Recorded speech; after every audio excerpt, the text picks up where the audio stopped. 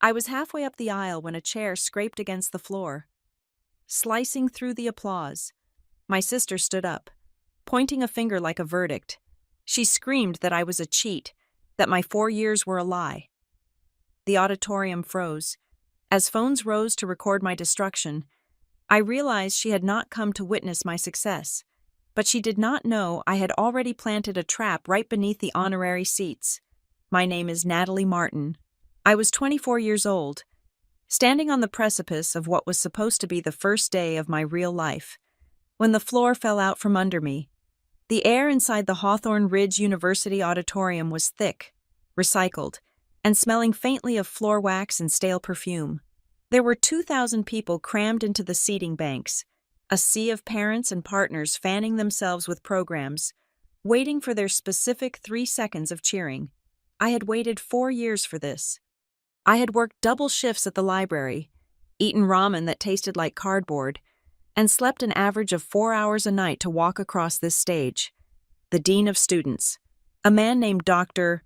Halloway, who always looked like he was smelling something sour, adjusted the microphone. He cleared his throat. The sound boomed through the speakers. "Natalie Martin," he announced. I took the first step. The lights were blinding, hot white spots that erased the faces of the crowd and turned the audience into a dark, breathing ocean. I focused on the vice-chancellor standing 20 feet away, holding the leather-bound folder that contained my future. Then I heard it. It was not a cheer. It was the sharp, violent screech of metal legs dragging against concrete. It was the sound of a chair being shoved back with enough force to bruise a shin. "She cheated." The voice cut through the polite applause like a serrated knife. It was a voice I knew better than my own. It was the voice that had read me bedtime stories when I was 5 and whispered insults about my weight when I was 15. I stopped.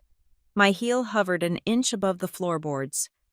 "She is a fraud," the voice screamed, pitching up into a theatrical register that was designed to carry to the back rows. "That degree is a lie. She bought her papers. She tricked this entire school." The auditorium did not just go quiet, it died. The applause was severed instantly, replaced by a vacuum of silence so profound I could hear the hum of the overhead lights and the squeak of the dean's shoes as he pivoted. I did not turn my head. I did not need to. I knew exactly who was standing in the reserved family section. Row 8, seat 4. It was Savannah, my sister. The silence lasted for exactly 3 seconds. Then, the murmurs started. It sounded like a hive of wasps waking up. Beside me, a guy from the engineering department, someone whose name I could not remember but who I had shared a coffee with once, took a half step away from me. It was a reflex. He was distancing himself from the contagion. I forced my chin up. My heart was hammering against my ribs, a frantic bird trapped in a cage, but I willed my face to remain stone. I turned my head slowly, deliberately, toward the audience. The scene before me was a modern nightmare. 2,000 heads were turned toward me, and then, like a synchronized wave, the phones came up. Hundreds of black rectangles rose into the air. The little red recording lights blinked into existence, a galaxy of judgment. I was going viral. I could feel it happening in real time. My humiliation was being live-streamed to TikTok, to Instagram, to Facebook, and there she was.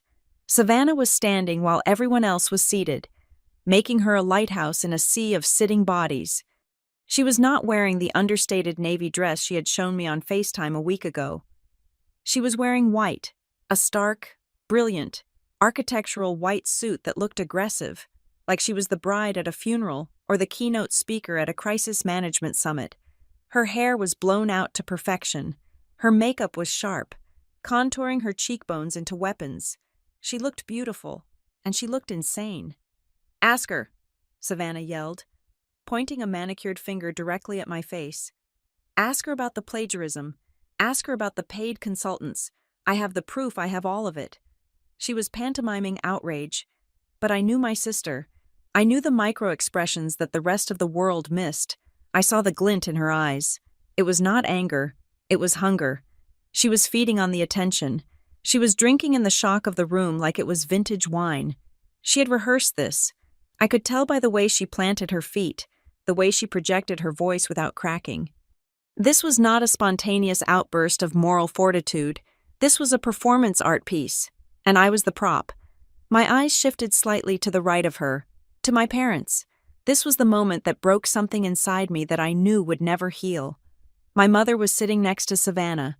She was frozen, her hands gripping her purse so tightly her knuckles were white, but she was not reaching out to pull Savannah down. She was not telling her to stop. She was staring straight ahead, her face a mask of mortification, but not surprise. And my father, my dad, who had taught me to ride a bike and told me I was the smart one, he was looking at his knees. He was rubbing the back of his neck, a nervous tic he only had when he was caught in a lie. He did not look shocked. He looked miserable. He looked like a man who had been waiting for the bomb to go off. They knew. The realization hit me harder than the accusations. My parents knew Savannah was going to do this. Maybe not the specifics, maybe not the volume, but they knew she was planning to ruin me, and they had let me put on my cap and gown. They had let me drive here. They had let me walk up those stairs. Rage is a funny thing. Sometimes it is hot, like fire. But when it gets big enough, it turns cold. It turns into liquid nitrogen. I felt my temperature drop. My hands, which had been trembling slightly inside my wide sleeves, went still. The dean was looking at me, his mouth opening and closing like a fish. He did not know what to do. There was no protocol for a family member assassinating a graduate's character in the middle of the ceremony. "Security," someone whispered over the PA system, a hot mic catching the panic. I did not wait for them. I did not run. I did not cry. I did not scream back at her. I walked. I took the next step. Heel, toe, posture straight, shoulders back. "She is walking away," Savannah shrieked. "Look at her. She cannot even deny it. She is a liar. A thief." Her voice echoed off the high ceilings. The students in the front row, the honors students, the ones I had studied with for 4 years, were staring at me with wide, horrified eyes. I could see the calculation in their faces. They were wondering if it was true. They were wondering if the curve they had fought against was skewed because I had cheated. Doubt is a fast-acting poison. It only takes a drop. I kept my eyes on the Vice-Chancellor, Dr. Aris Thorne. He was a stern man, a former military officer who ran the university with rigid discipline. He looked furious, not at me, necessarily, but at the disruption. He was holding my diploma cover, his knuckles distinct and sharp. I ascended the 3 small steps to the center of the podium. The noise from the crowd was a dull roar now, a mix of heckling and confused murmuring. Savannah was still shouting, listing off specific dates, specific assignments. The sociology final, the ethics paper. "All bought," she yelled. She was listing the exact assignments I had received honors for. She knew them because I had told her. I had told her everything. I reached Dr. Thorne. He hesitated. For a split second, I thought he was going to withhold the diploma. I thought he was going to ask me to step aside. I moved into his personal space, close enough to shake his hand. I extended my right hand. It was steady. He took it, his grip firm, his eyes searching mine for a sign of guilt or panic. He found neither. I leaned in, breaking the ceremonial distance. I pulled him slightly toward me, just an inch, so that my voice would not be picked up by the podium microphone, but would be clear to him and him alone. "Vice-Chancellor," I said. My voice was low, level, and utterly devoid of fear. "Ms. Martin," he said, his voice tight. "We need to clear the stage." "There is a packet," I whispered, the words rushing out with precision. "It is taped under the seat of the chair in the center of the honorary row. Seat 1, row 1, directly behind you." Dr. Thorne blinked. He pulled back slightly, looking at me with confusion. "What?" he breathed. "The evidence," I said. "Not hers, mine. It is a manila envelope. The code written on the seal is L17. I saw the change in his eyes. He was a smart man. He realized instantly that this was not a prank. A student who is reacting to a surprise attack does not have a coded packet taped under a VIP chair. A student who is guilty does not direct the head of the university to hidden documents. I squeezed his hand, a signal that the transaction was complete. Read it before you speak to the press, I said. Please. Dr. Thorne looked at me. Really looked at me. For the first time. He looked past the gown and the cap and saw the soldier beneath. He gave a single, imperceptible nod. It was a micro-movement, invisible to the cameras, invisible to the crowd, and certainly invisible to Savannah, who was currently screaming about my high school transcripts. That nod was everything. It was the shift. The court of public opinion was currently slaughtering me, but I had just opened the doors to the court of law. Congratulations, Ms. Martin, he said, loud enough for the mic to catch. It was a lifeline. He handed me the diploma cover. It was empty. Of course, the real paper was mailed later, but the symbol was heavy in my hands. I took it. I turned to the audience. The flashbulbs were like strobe lights now. The noise was deafening. Savannah had moved out of her row and was standing in the aisle, her arms thrown wide like a televangelist. "Don't clap for her," she screamed, her face flushed, her veins popping in her neck. "She is a criminal. She stole that degree from someone who deserved it." I looked at her from the high ground of the stage. She looked powerful. She looked like she had won. She thought she had stripped me naked in front of the world. She thought that by tomorrow morning, I would be hiding in a dark room, shamed out of existence. She did not know about the packet. She did not know about the digital trail I had been collecting for 3 months. She did not know that while she was playing checkers, I had been setting up a chessboard that she could not even see. I walked toward the stairs on the far side of the stage. The exit, as I descended, the heavy thud of boots on the hollow floorboards vibrated through my soles. I looked up. 6 campus security officers were moving fast down the center aisle. They were not looking at me. They were moving in a tactical wedge formation, heading straight for the woman in the white dress who was foaming at the mouth. Savannah saw them coming. I saw her eyes widen, not with fear, but with shock. She had expected to be the hero. She had expected the crowd to carry her on their shoulders. She did not expect the grim faces of men who were paid to keep the peace. I reached the bottom of the stairs. The audience parted for me, recoiling as if I were radioactive. I walked through the tunnel of judgment, clutching the empty leather folder to my chest. Behind me, the shouting continued, but it was changing. "Get your hands off me," Savannah yelled. "I am the whistleblower. You are hurting me." I did not look back. I kept walking toward the exit doors, toward the sunlight that would be blinding and harsh. The life I thought I was graduating into was gone. It had been incinerated in the last 5 minutes.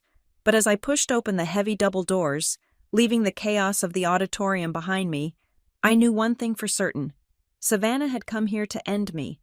But she had only just started the war. And unlike her, I was not fighting for attention. I was fighting for survival. And I had brought ammunition. To understand why my sister tried to execute me socially in front of 2,000 people, you have to understand the architecture of the Martin household. It was never a democracy. It was a theater. And Savannah was the only one with a speaking role. Growing up, Sunday dinners were not about food. They were one-woman shows. Savannah would sit at the head of the table, even though that was technically Dad's spot, and she would hold court. She had this way of talking that sucked the oxygen out of the room. If she had a bad day at the coffee shop, it was a Greek tragedy. If she met a guy, it was a high-stakes romance. She narrated her life with the confidence of someone who believes the world is watching, and for a long time, we were the audience she practiced on. I learned very early on that there was only enough light in our house for one star. If I wanted peace, I had to be the shadow. I learned to shrink. It became a physical reflex. If Savannah was loud, I was silent. If she was wearing bright red, I wore gray. If she told a story about getting a B on a test, I buried my report card that had straight A's at the bottom of the recycling bin. I did not do this because I was scared of her hitting me. I did it because when I succeeded, the air in the house changed. It became heavy and sour. My parents enabled it. Of course, They called Savannah spirited and passionate. They called me steady and easy. Being easy meant I required zero maintenance. I was the furniture. Savannah was the fire hazard. The dynamic held together until my senior year of high school. That was the year the cracks started to show. I had applied for the Hawthorne Ridge University Trustee Scholarship. It was a full ride, covering tuition, room, and board.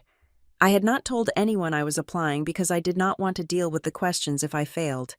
But then, during the end-of-year assembly, the principal called my name. He asked me to stand up. He read out my GPA. He talked about my volunteer hours at the animal shelter. The applause was genuine. I stood up, feeling my face burn, and I made the mistake of looking at Savannah. She was sitting in the bleachers with our parents. She was clapping. Her mouth was curved into a smile that showed all her teeth, but her eyes were dead. They looked like flat pieces of gray metal. There was no warmth, no pride, just a cold, calculating assessment of a threat. Later that night, she told me that state schools give scholarships to anyone to fill quotas. She said it casually, while checking her nails, but the intent was clear. She was popping the balloon before it could float too high.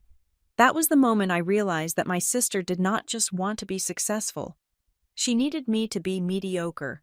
After high school, our paths split in a way that drove her insane. Savannah went into a prestigious graduate program for art history, funded by loans she could not afford, and dropped out after 6 months because she said the professors were intimidated by her perspective. She moved back home to Saverton. She bounced between jobs: receptionist, event planner, yoga instructor, but nothing stuck. According to her, it was never her fault. The manager was a narcissist. The system was rigged. The hours were beneath her. She was a victim of a world that refused to recognize her brilliance. I went to Hawthorne Ridge and became a ghost. I was terrified of losing that scholarship, so I curated a life that was aggressively boring. I worked 20 hours a week shelving books at the library because it was quiet, and I could study at the desk. I became a teaching assistant for Intro to Sociology. I lived in a dorm room the size of a closet and ate oatmeal for dinner 3 nights a week to save money. My record was not just clean, it was sterile. I never partied. I never skipped a final. I was the student who emailed professors to clarify the font size on the footnotes. I did everything right because I knew I had no safety net. If I fell, Savannah would be there to point and laugh, and my parents would be too exhausted to pick me up. But distance did not make us safer. It just made Savannah more curious. About 6 months before graduation, the phone calls started. Savannah had never been a big caller unless she needed money or a ride, but suddenly, she wanted to be my best friend. She would call me on Tuesday nights, sounding breezy and affectionate. "Hey, Nat," she would say. "Just checking in on the genius. How is the ivory tower?" I let my guard down. That is the thing about siblings. You share a history that no one else can touch. I remembered the Savannah who used to brush my hair when I was 6 years old, untangling the knots with gentle hands. I remembered the Savannah who screamed at a neighborhood boy who pushed me off my bike. There was a version of her that loved me, and I wanted to believe that version had come back. So I talked. I told her about my classes. I told her about the stress of finals. And then, the questions started. They were slippery. Slid in between gossip about mom's garden and dad's cholesterol. "So, how does the school actually pay you the scholarship money?" she asked one night, her voice casual. "Does it go to a bank account or just, like, the school portal?" "It goes to the student portal first," I explained, happy to have a normal conversation. "Then if there is a surplus for books, I can request a refund transfer to my checking account." "Oh, fancy," she laughed. "And the portal is just the same login as your email." "That seems insecure." "No, it is separate. We have to do this 2-factor thing. It is annoying. I barely remember my own passwords. Remember when we were kids and we used the name of that first hamster for everything? What was his name again? Mr. Whiskers. No, it was Sir Fluffs-a-Lot, I corrected her, laughing. Right, Sir Fluffs-a-Lot. God, we were weird kids. I did not think twice about it. Why would I? It was just nostalgia. It was just two sisters reminiscing about a dead hamster. I did not realize I was handing her the keys to the castle.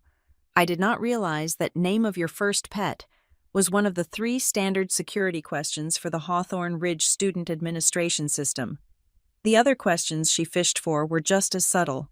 She asked about my favorite teacher in elementary school during a conversation about how much she hated her current boss. She asked about the street we lived on when I was born while looking at old photo albums on video chat. I gave her everything. I hand-fed her the data points she needed to become me.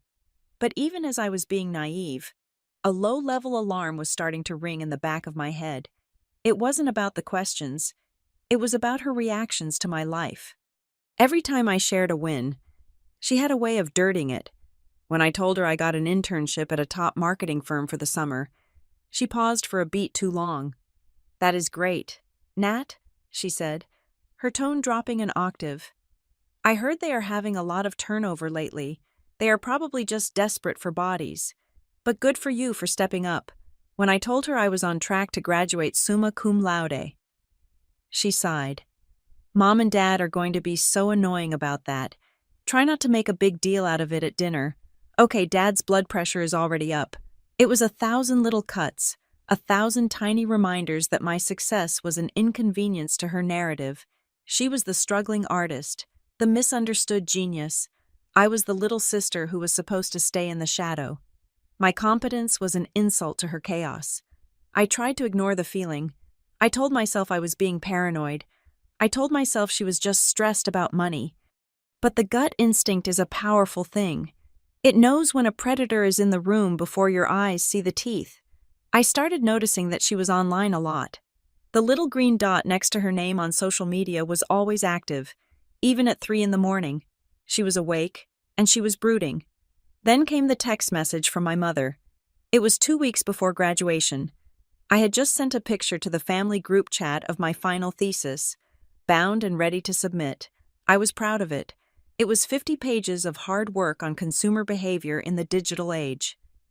10 minutes later, my phone buzzed with a private message from Mom. "Honey, that looks great, but maybe don't show off with your sister too much right now. She's having a hard time finding a new job and she's feeling a little left behind. Let's keep the graduation talk to a minimum until the ceremony." I stared at the screen. Don't show off. Don't be proud. Shrink. My mother was asking me to dim my light again so Savannah wouldn't have to squint. It was the same request she had made when I was 7, and when I was 12, and when I was 17, but this time, I felt something different. I didn't feel the urge to comply.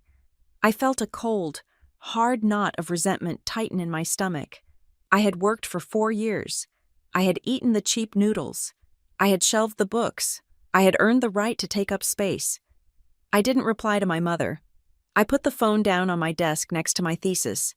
I didn't know then that Savannah had already logged into my student portal 3 days earlier using the password reset she had engineered with the name of our dead hamster. I didn't know she had already rerouted my direct deposit information.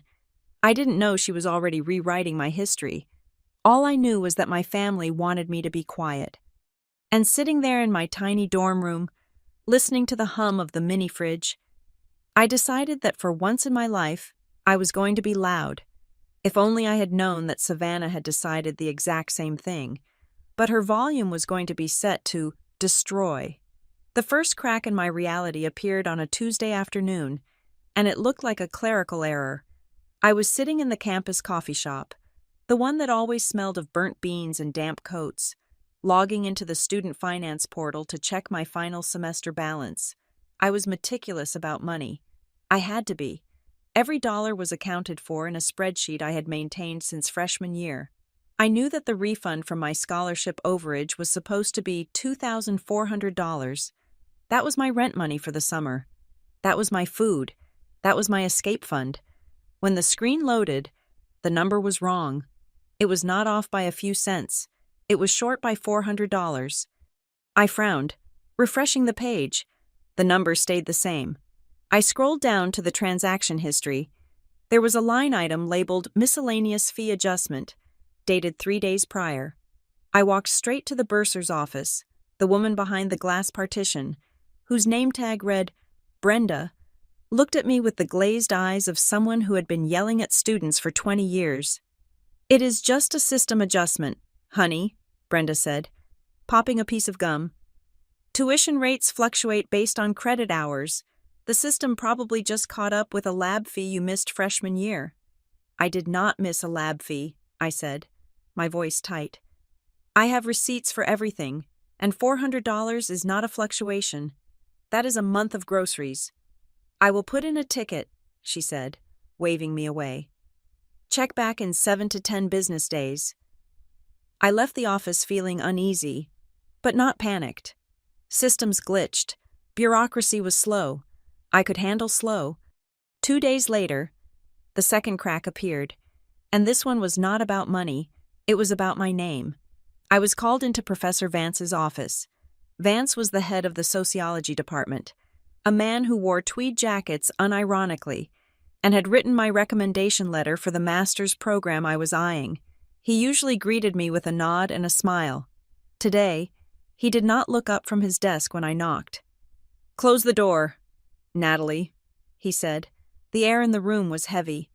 He turned his monitor around. On the screen was my capstone research paper.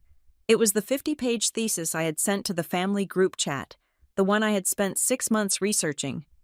"I received an anonymous tip this morning," Vance said, his voice low. The email claimed that significant portions of this paper were purchased from an online essay mill. They provided a link to a site that hosts a paper with a 70% similarity index. The room spun. I grabbed the back of a chair to steady myself. "That is impossible," I said. "I wrote every word of that. You saw my drafts. You saw my outline." "I know," Vance said, and for the first time, he looked at me with pity. "I know your work. Natalie, I know your voice, but the administration takes these accusations seriously. The Dean of Academic Integrity has been CC'd. I have to launch a formal inquiry." "Who sent the email?" I demanded. "It was from a burner account," he said. "Untraceable." He leaned forward, taking off his glasses. "I do not believe you cheated, but someone is trying very hard to make it look like you did. You need to prepare yourself. Gather your notes. Gather your search history. If this goes to a hearing, you are going to need to prove you are the author of your own thoughts." I walked out of his office into the bright hallway, feeling like I was underwater. Someone hated me. This was not a system glitch. This was a targeted strike. The attacks began to accelerate. It was death by 1,000 notifications. On Thursday, I arrived at the Career Center for a mandatory exit interview with my advisor, a meeting I needed to clear for graduation. The office was empty. The receptionist looked at me with confusion. "You canceled, Natalie," she said, turning her screen to show me the calendar. "We got an email from you at 8 in the morning. "I did not cancel," I said, my voice rising. She clicked open an email. It was from my university address. "Dear Mrs. Higgins, I need to cancel our appointment today. I am dealing with some personal mental health issues and cannot handle the pressure of career planning right now. I will reschedule when I'm stable. Best, Natalie." I stared at the screen. The text was blurring. Best. I never signed emails with best. I always signed with sincerely or respectfully. And the tone, the fragile, crumbling victim narrative that was not me, that was a caricature of me. "I did not write that," I whispered. "It came from your account," the receptionist said, her eyes narrowing slightly. She was looking at me differently now. She was looking at me like I was unstable. "Maybe you forgot stress does funny things to students this time of year." I ran back to my dorm room. I tried to log into my email to check the sent folder, but the password field turned red. Incorrect password. I typed it again. Incorrect password. I clicked Forgot Password. The system prompted me to answer my security questions. I typed in the name of the street I grew up on. Incorrect answer. Panic, cold and sharp, spiked in my chest. I was locked out. My digital identity was being held hostage. I had to call the IT help desk, spend 40 minutes on hold, and verify my identity with a photo of my driver's license just to get a temporary reset. When I finally got back in, the sent folder was empty. Whoever had been there had deleted the evidence. But the damage was bleeding into the real world.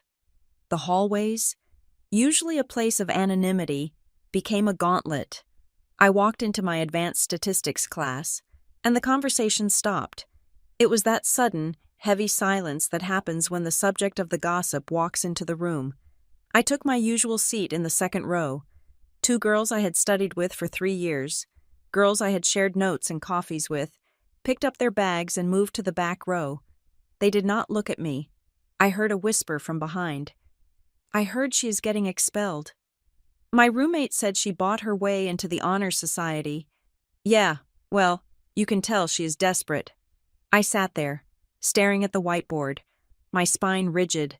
I wanted to scream. I wanted to stand up and tell them they were wrong. But I knew that defending yourself against a rumor only makes it stickier. So I said nothing. I took my notes. I let the shame burn through me. That night, my roommate, Maya Dorsey, found me sitting on the floor of our dorm room. The lights were off. I was surrounded by a scatter of papers, bank statements, printed emails, syllabus requirements. I was shaking. Maya was a biology major with no patience for drama and a terrifying level of perceptiveness.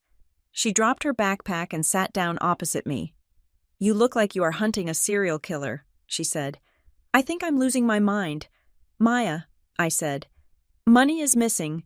My advisor thinks I am having a breakdown. Professor Vance thinks I'm a plagiarist." Maya picked up her phone. "You have been checking your screen every 30 seconds for 3 days. You are not sleeping. You are not eating. This is not just bad luck. Nat, who is playing dirty with you?"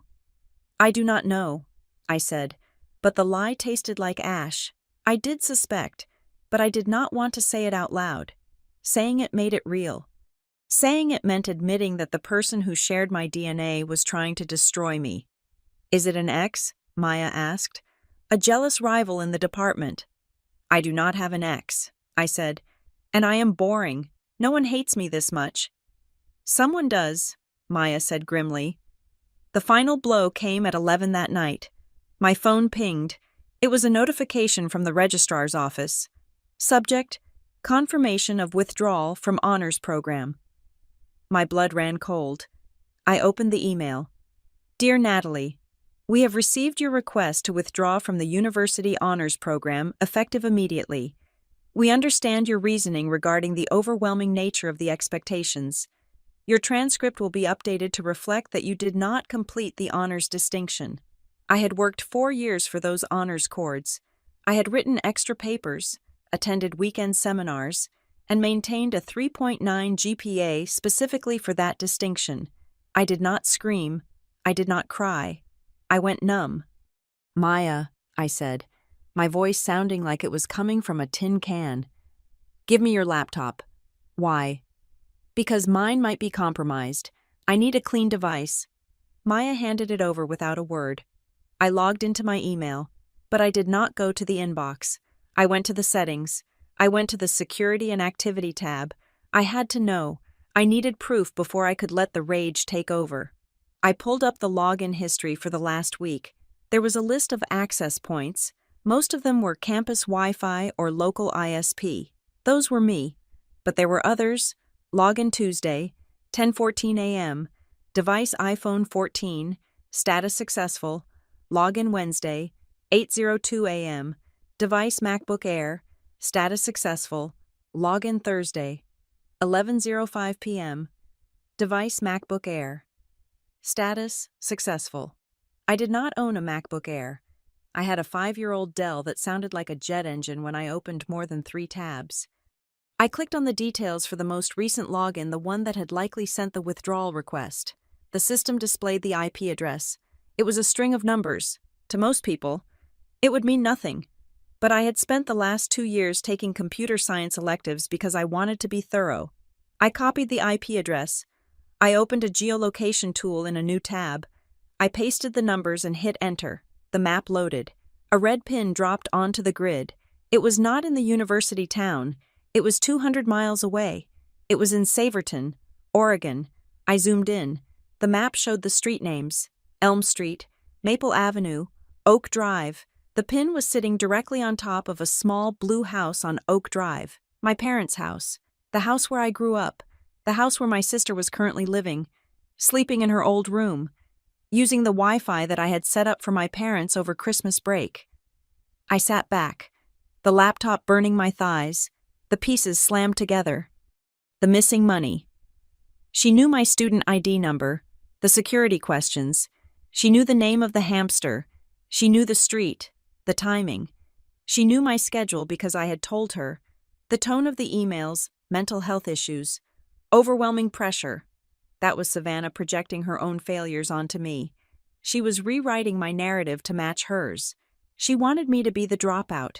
She wanted me to be the one who cracked. Maya leaned over my shoulder. "What is it? Did you find them?" I looked at the screen, at the red pin hovering over my childhood home. "Yeah," I said, and my voice was no longer shaking. It was hard. "It is not a hacker. It is family."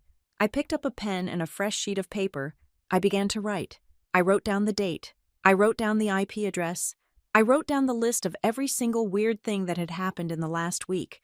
I was done being the victim. I was done being the shadow. Savannah had made a mistake. She thought she was interacting with a helpless little sister. She forgot that I was the one who actually went to class. She forgot that I knew how to do research. She had left fingerprints all over the crime scene, and she had done it from our mother's living room. I closed the laptop. "Maya," I said, "I need you to help me find a forensic computer specialist. I need to prove this wasn't me. And then, I need to make sure she can never deny it." The game had changed. It was no longer about graduating. It was about gathering evidence, and I had exactly 48 hours before the ceremony to build a trap that would hold her. I did not go to the police. Not yet. The police require a crime to be obvious: a broken window, a bruised face, a stolen car. They do not know what to do with a stolen reputation. Instead, I went to a man named Elliot Crane. Maya had found him through a friend in the computer science doctoral program. Elliot did not work out of a glass-walled corporate office. He worked out of a converted loft in the industrial district of the city, a space that was temperature-controlled to be exactly 68 degrees and hummed with the sound of server fans. I sat across from him at a metal desk that had nothing on it except a keyboard and 3 monitors. Elliot was a man who looked like he had been constructed out of wire and caffeine. He was thin, sharp-featured, and he did not blink enough. "I charge $200 an hour," Elliot said. He did not look at me. He was looking at the initial printouts I had brought. "And I require a retainer of $1,000 up front." "I have the money," I said. It was a lie. I had most of the money. The rest was going to come from the emergency credit card I kept for medical disasters. This was a medical disaster. My life was bleeding out. "I need everything," Elliot said, finally looking at me. His eyes were pale blue and completely devoid of sympathy. "I do not mean just the suspicious emails. I mean everything. I need your email headers. I need your ISP logs for the last 6 months. I need your bank statements. I need your student portal access history. I need the serial numbers of every device you own. If you have a Fitbit, I want the data from that too." "Why do you need my Fitbit?" I asked. "Because digital footprints are about patterns," he said. "To find the anomaly, I need to know the baseline. I need to know where you were, what you were doing, and who you were talking to every second of every day for the last semester. I am going to build a digital twin of you. Then I am going to see where the ghost steps in." I gave him my passwords, all of them. It felt like stripping naked in a room full of strangers. I gave him the keys to my entire existence, and then I went back to my dorm room and waited. The waiting was the hardest part. For 72 hours, I had to attend classes and pretend I was not under investigation. I had to walk past the whispers in the hallway and keep my head high. I had to ignore the fact that the registrar's office had sent me another formal notice about my pending withdrawal request, which I had to fight to cancel in person. 3 days later, my phone vibrated. A single text from an unknown number. "Come back. I have the map." I was at Elliot's loft 20 minutes later. The atmosphere in the room had changed. Before, It was clinical. Now, it was intense. The 3 monitors were glowing with spreadsheets, maps, and lines of code that looked like a waterfall of neon green. Elliot spun his chair around.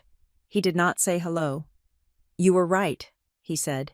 "You are not crazy, and you are not unlucky. You are being hunted." He pointed to the left monitor.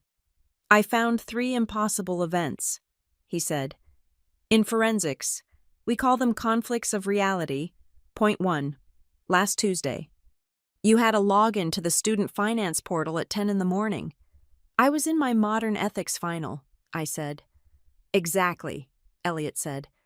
"I pulled the metadata from the exam software you use in class. You were logged into the exam server from 10 o'clock to 12 o'clock. The exam server locks down your browser. You cannot open other tabs. Yet, at 10:14, someone logged into your finance portal and changed your direct deposit settings. Unless you have the ability to bilocate, that was not you." He spun the chair to the center screen. "Point 2. The IP address. You already knew it traced to Saverton, but I went deeper. I ran a trace route on the connection. It is definitely a residential gateway registered to a Martin family account on Oak Drive. But here's the catch. The device that connected to the Wi-Fi is not a device that belongs to the household inventory." I frowned. "What do you mean?" "I scanned the router logs," Elliot explained, his fingers flying over the keyboard to bring up a list of MAC addresses. "This router usually connects to 4 things: a smart TV, 2 iPhones, and an old Dell desktop. But for the last 3 weeks, a new device has been hopping onto the network. It is a brand new MacBook Air. M2 chip. It was activated 21 days ago. It connects, does damage, and disconnects. It is a ghost machine." "Savannah," I whispered. "She bought a new laptop just for this." "It gets worse," Elliot said. He pointed to the 3rd screen. "Point 3. The twin." He pulled up an image of an email header. "Look at the sender address," he commanded. I squinted. "It is the registrar's office. Registrar Hawthorne Ridge, Edu." "Look closer," Elliot said. I leaned in until my nose was almost touching the screen. I read the letters one by one. Registerar. Register R, I read aloud. "There is an extra E." "Spoofing," Elliot said. "Someone bought a domain that looks identical to the school's domain if you are reading it fast on a phone screen. They set up a mail server. They sent you emails confirming cancellations and disciplinary actions to panic you, but they also sent emails as you to the real administration, using a spoofed address that looked like yours, but had a silent character inserted. They have been playing both sides of the conversation. They made you think the school was attacking you, and they made the school think you were unstable." I felt sick. The level of planning this required was terrifying. This was not a spur-of-the-moment tantrum. This was architectural. "What about the money?" I asked. "The tuition refund." "That is where they made a mistake," Elliot said. "Greed always leaves a trail."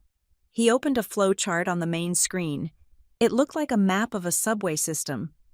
The refund, $2,400, was diverted, but it did not go straight to a bank account.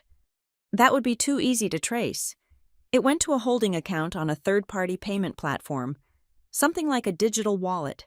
The account name on that wallet is Consulting Solutions, LLC. "I do not know that company," I said. "Neither does the state registry," Elliot said. "It is a shell, fake name, fake address. But every digital wallet needs a recovery method in case you get locked out. A backup email or a phone number." He hit a key. A 10-digit phone number flashed onto the screen in giant red font. 503-555-0198. I stopped breathing. I stared at the number. I knew that number. I had that number saved in my phone under Do Not Answer 2 years ago.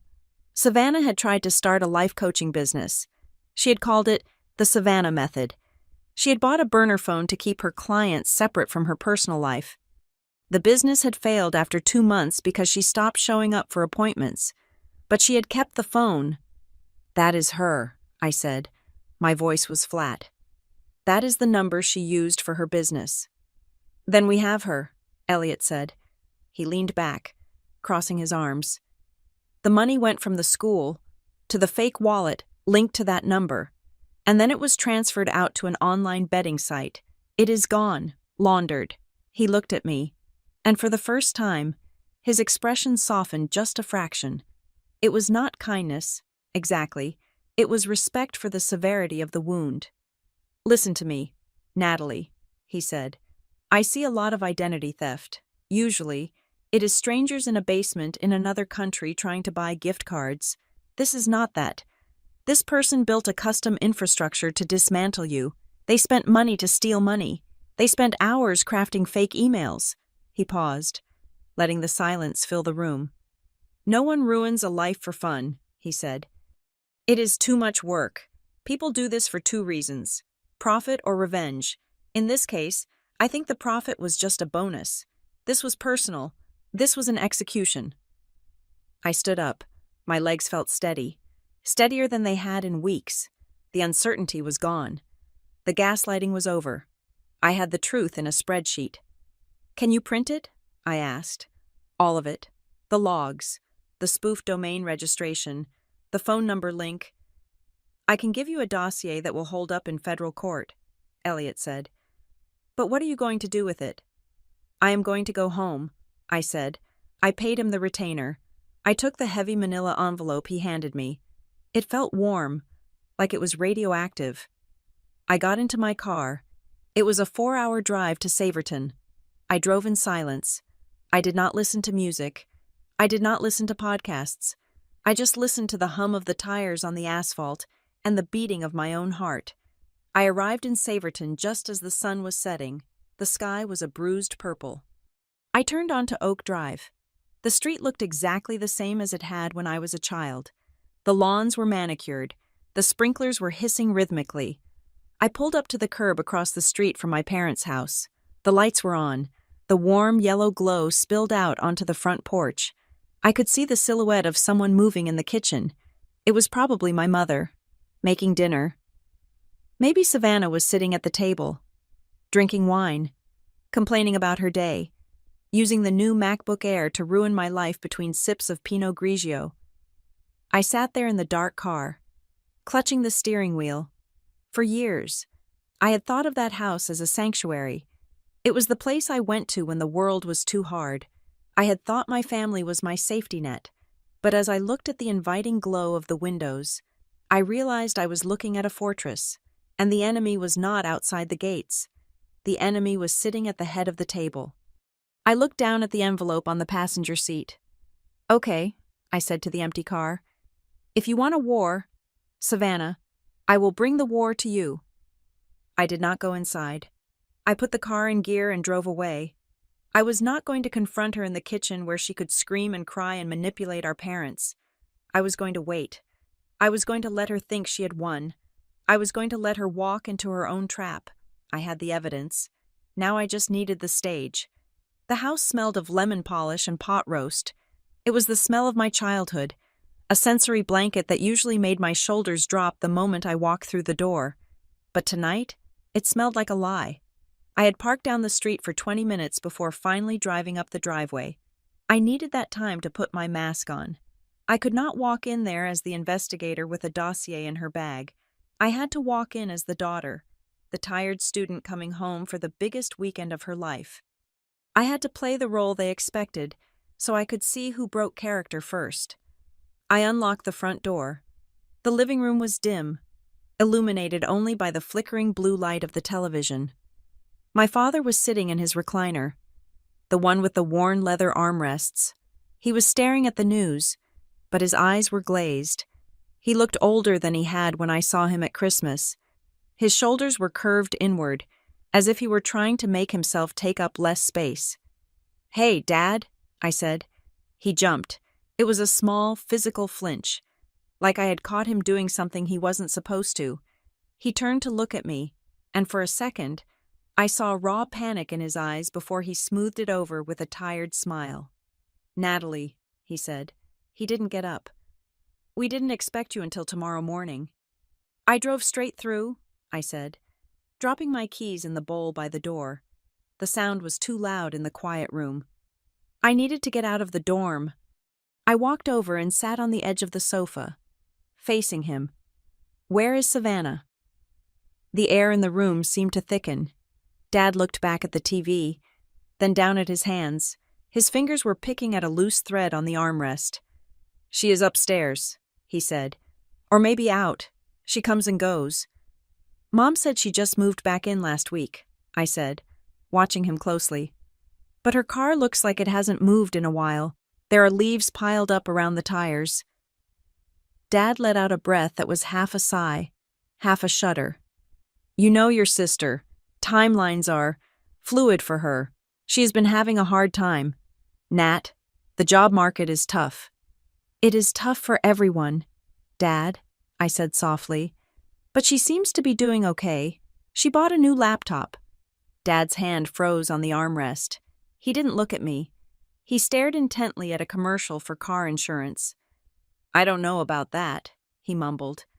"She doesn't tell me what she buys." He was lying. My father was a terrible liar. He had a small vein in his temple that throbbed when he was uncomfortable. It was pulsing now. He knew she had money she shouldn't have.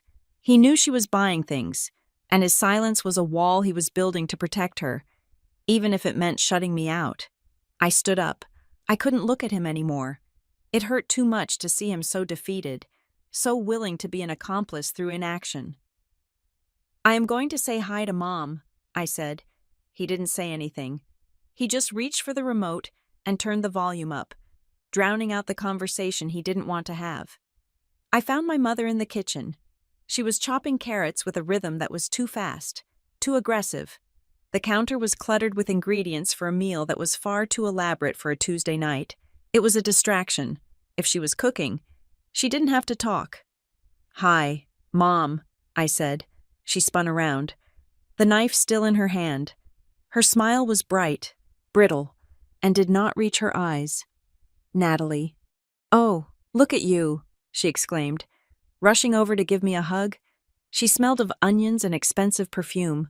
Her embrace was tight, almost desperate, but she pulled away quickly. "You look tired. Honey, are you eating enough? You look thin." "I am fine," I said, leaning against the island. "Just stressed. There have been some issues with the school." I watched her face. I wanted to see if the mask slipped. "Issues?" she asked, turning back to the cutting board. "What kind of issues?" "Financial stuff," I said casually. "My tuition refund never came through. It is missing. About $2,000. Her chopping didn't stop. It didn't even falter. That was the tell. If I had told my mother 2 years ago that I was missing $2,000, she would have dropped the knife. She would have been on the phone with the school in 5 minutes. She would have been panicked. Now she just kept chopping. "Oh, you know how universities are," she said, her voice light, airy. "Bureaucracy. They probably just misplaced a decimal point. I am sure it will turn up next week. Don't let it ruin your graduation week." "It is weird, though," I pressed. "The office said the money was sent. It went to a weird account." "Natalie," she said, finally putting the knife down. She turned to me, wiping her hands on a towel. Her expression was stern, the look she used to give me when I was a child asking too many questions. "Stop looking for trouble. Focus on the positive. You are graduating. Let the school handle the paperwork. Don't make a scene about money right now. It upsets your father." A chill went down my spine. Don't make a scene. That was the family motto. Keep the peace, even if it costs you everything. She knew. She didn't want to know the specifics, but she knew Savannah had done something, and she was terrified I would dig it up. Well, look who decided to grace us with her presence." I turned. Savannah was standing in the doorway to the dining room. She looked radiant. She was wearing yoga pants and a cashmere sweater that I knew cost more than my entire semester's book budget. Her hair was pulled back in a messy bun that looked effortlessly chic. She was holding a glass of red wine, swirling it gently. "Hi, Savannah," I said. She walked into the kitchen, her movements fluid and confident. She didn't hug me. She stopped about 3 feet away, leaning against the refrigerator, blocking my exit. "You look stressed, little sister," she said, taking a sip of wine. Shouldn't you be glowing? You are about to become the golden child officially. Just wrapping up loose ends, I said. There's a lot of paperwork. Her eyes flicked down. She was looking at my bag, which I had dropped by the bar stool. It was a large tote. The dossier from Elliot was inside, buried under a sweatshirt. Her gaze lingered on it for a second too long before snapping back to my face. You always worry too much, she said, smiling. You need to learn to relax. The world isn't going to end just because you didn't file a form in triplicate. Actually, I said, deciding to test the perimeter. It might. I have a disciplinary hearing tomorrow morning, via Zoom. I might not be able to walk at the ceremony. It was a lie. There was no hearing scheduled yet.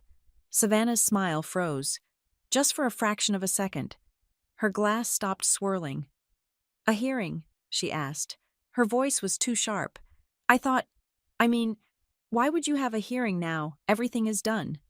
How would you know everything is done? I asked softly. She blinked, resetting her face. I just assumed. You are Miss Perfect. What could they possibly haul you in for overdue library books? Plagiarism, I said. That is ridiculous, she said, waving her hand, but she looked relieved. She took a large gulp of wine. They are probably just scaring you. Standard procedure. Don't sweat it. She turned to Mom. Is dinner ready? I am starving. She was too calm. She knew about the plagiarism accusation because she was the one who submitted the tip, but my mention of a hearing tomorrow had thrown her off because she hadn't scheduled that. I saw the gears turning in her head. She was wondering if the school had acted without her prompting. I turned away from her, needing to ground myself. My eyes landed on the side of the refrigerator. There was a piece of paper taped there. It was a grocery list, or so I thought. But as I looked closer, I saw writing at the bottom. Wi-Fi Martin Guest 24. It was written in purple ink. The handwriting was distinctive tall, loopy letters with sharp descenders. It was Savannah's handwriting. I thought you just moved back, I said, pointing to the paper. That note looks old. Savannah, the tape is peeling. I have been back and forth, she said quickly. Too quickly. I helped Mom set up the new router a few weeks ago when I visited. You visited 3 weeks ago, I asked. Mom told me you were in California until Monday. The kitchen went silent. The only sound was the humming of the refrigerator. Mom turned her back to us, stirring a pot on the stove with unnecessary force. She came for a weekend. Natalie, it wasn't a big deal. We didn't want to distract you during finals. Right, I said. Distract me. I looked at Savannah. She wasn't looking at me. She was looking at her phone, typing furiously, probably deleting logs, probably checking the fake email account. Who has been using the desktop in the den? I asked. No one uses that dinosaur. Savannah scoffed, not looking up. Someone used it, I said, keeping my voice level. Someone used the house network to log into my university portal last Tuesday at 10 in the morning. Dad walked into the kitchen. He looked between the three of us, the triangle of tension. He held his empty mug like a shield. Dad, I said, turning to him, who was home last Tuesday morning? He looked at Savannah. She stared right back at him, her eyes hard, daring him to speak. It was a silent command. Protect me. He looked at me. His eyes were watery. He looked so tired. I don't know. Natalie, he whispered. I was at the hardware store. And Mom was at yoga. Savannah cut in, smooth as silk. So the house was empty. Maybe you got hacked. Nat, you are always using that public Wi-Fi at the library. You really should be more careful with your data. She smiled at me. It was a predatory smile. She thought she had won. She thought that because Dad wouldn't speak and Mom wouldn't look, the truth didn't exist. Yeah, I said, picking up my bag. Maybe I should be. I needed to get out of the kitchen. The air was suffocating. I am going to take my stuff to my room, I said. I walked out of the kitchen, past the dining table. My parents usually kept the mail piled on the sideboard in the hallway. It was a chaotic stack of catalogs, bills, and flyers. I paused. On top of the pile, half covered by a coupon book for a pizza place, was a white envelope. It was standard business size. The return address was a bank I did not use, Regional Trust Bank. I reached out and picked it up. The window on the envelope showed the recipient's name and address. Ms. Natalie Martin, 142, Oak Drive, Saverton, Oregon. I stared at it. I had never banked with Regional Trust. I had never opened an account with them. I ran my thumb over the postmark. It was dated 3 days ago. I looked back toward the kitchen. I could hear Savannah laughing at something, a high, tinkling sound that grated on my nerves. She was in there, drinking wine, thinking she was the smartest person in the room. She had opened a bank account in my name. She had used my parents' address because she thought I would never see it. She thought I was safe in my dorm, miles away, too busy with finals to come home and check the mail. I slid the envelope into my pocket. It burned against my hip. This was not just school pranks anymore. This was federal fraud. This was a felony. I walked up the stairs to my childhood bedroom. I closed the door and locked it. I sat on the bed where I used to dream about leaving this town, and I took the envelope out. I didn't open it. I didn't need to. I knew what was inside. It was the smoking gun that connected the stolen tuition money to the physical world. Downstairs, I heard the clink of silverware. They were setting the table. They were going to sit down and eat pot roast and pretend we were a happy family. They were going to expect me to join them. I took a deep breath. I would go down there. I would eat the carrots. I would smile. I would let Savannah make her little digs about my fragile mental state. I would let them think I was broken. Because tomorrow, I wasn't just going to be a graduate. I was going to be a prosecutor. And tonight, I had just found the final piece of evidence I needed to close the case, the morning after the dinner from hell. I did not go to a therapist. I went to a shark. Danielle Klein was not the kind of lawyer who advertised on billboards next to the highway. She was a partner at a boutique firm in downtown Portland that specialized in high-stakes civil litigation and identity fraud. She wore suits that cost more than my car, and her office looked like the bridge of a spaceship, all chrome and glass overlooking the river. I had found her at 2 a.m, searching for aggressive representation for identity theft on my phone while huddled under my comforter. I sat across from her, placing the white envelope from Regional Trust Bank on the polished mahogany desk. Next to it, I placed Elliot's dossier. "This is not a family dispute," I said, my voice steady. "This is a demolition." Danielle picked up the bank letter. She didn't open it immediately. She looked at the postmark, then at me. Her eyes were sharp, intelligent, and completely devoid of warmth. I liked her immediately. Warmth was for friends. I needed a weapon. "Tell me what I'm looking at, Natalie," she said. "My sister," I said. "She has accessed my university accounts. She has diverted my tuition refunds, and I am 99% sure she opened this bank account in my name to receive that stolen money." Danielle opened the envelope. She slid out the statement. It was a welcome letter for a new checking account. Opened 20 days ago.